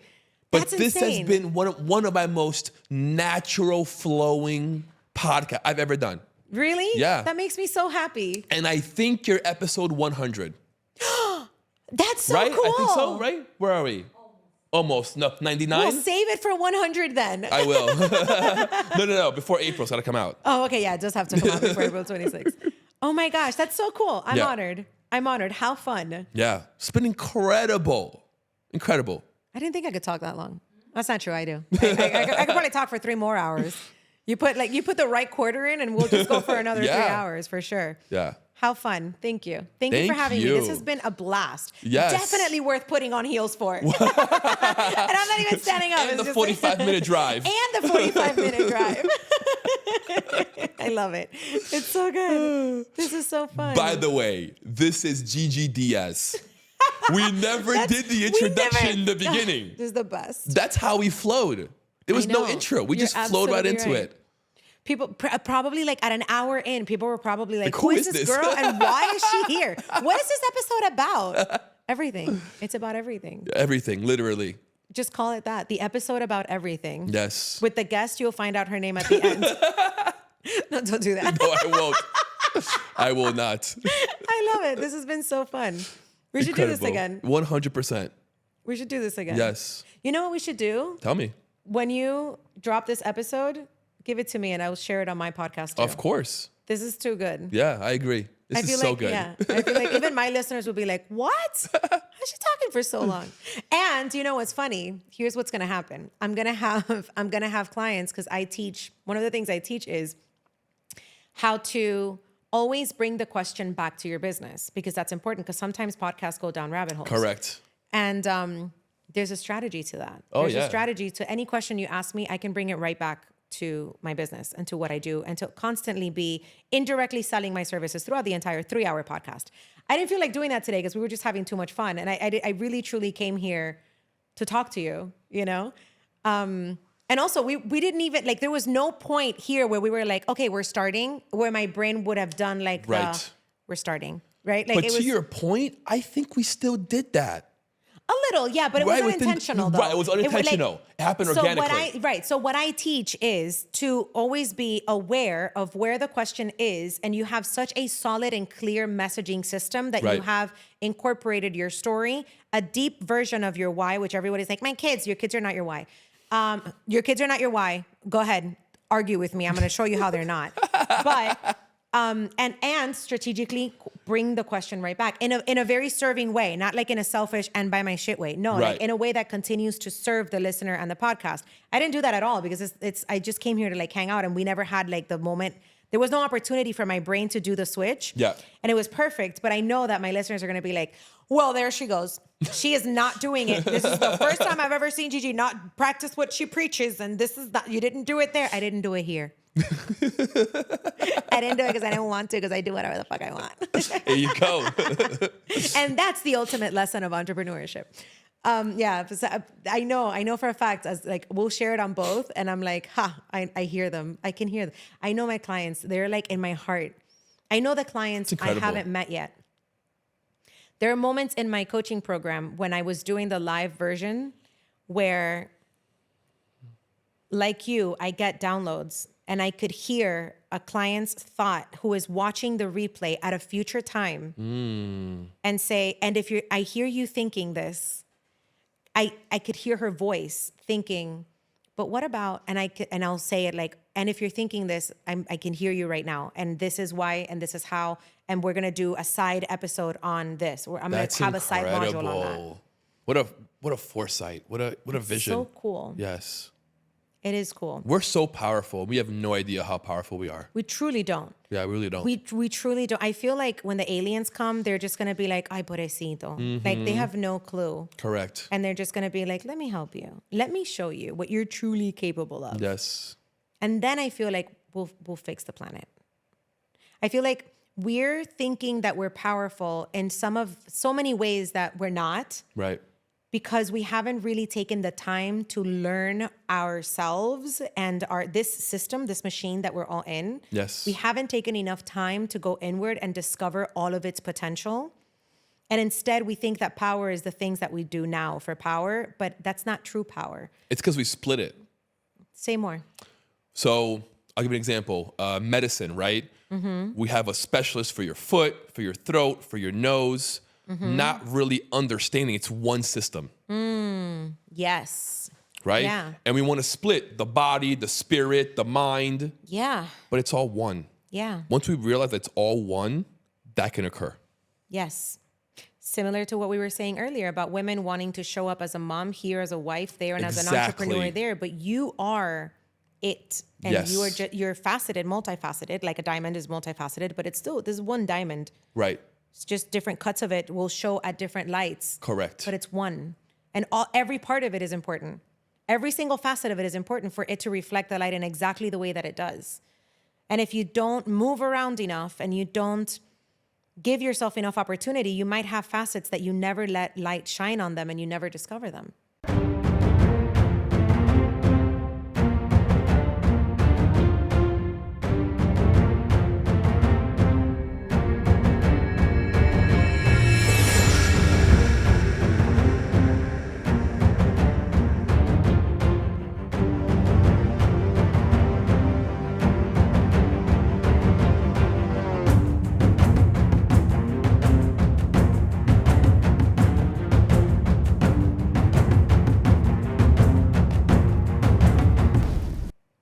Because you're not taking enough time to look inside to see where all of those little nooks and crannies of your self are. Self with a capital S. You're gonna have, I don't know how many great cuts from this. There's gonna be so many good reels, so many gems, so many mic drops. I feel like we could probably do an episode on each of those reels. 100%. Right now, this is another 3-hour episode. 100%. How in all the ways in which we have not tapped out the maximum human capacity. Correct. Yeah, but we're not going to sit here for 3 more hours because I'm hungry and I want to go eat soup. There have to be good soup places by here, right? There might be. There have to be. There has to be. I'm going to go eat soup. Look at that camera. Let the people know where they can find you. Your course, your program, your IG, Yes. whatever you want to share. All the fun things. I'm Gigi Diaz. You can find me at gigidiaz.com. You can find me at seizinghappy.com. That is my coaching company for women entrepreneurs. At Seizing Happy, all over social media, at Gigi Diaz Live, all over social media. And the Simple Business System, you can find more info about that at seizinghappy.com/SBS. Move, Breathe, Grow is seizinghappy.com/MBG. And I can't wait to connect with everybody who made it to the end of this episode. And I want to hear all of your takeaways. I feel like once this episode drops, both of us are gonna have like DMs, yes. just like blowing up on our, like, I think this and I think this. If you're not, if this episode doesn't get people to conversate with us, nothing ever will. I don't this know is so what much will. fun. I agree. This is too much fun. So much fun. Yeah. Thank you so much for having me. Thank you so much. I really appreciate you, Gigi. That was incredible. Guys, Longest episode yet. That's the best. we had no intro. No intro. But we will do an outro. Go follow Gigi. We're already BFFs. You already know follow- things I haven't said in any other podcast or in Exactly. any other thing, in any other platform ever even. If you don't already love her, I'm not sure what's wrong with you. Make sure to like, subscribe, hit that bell notification, and we'll see you guys next time.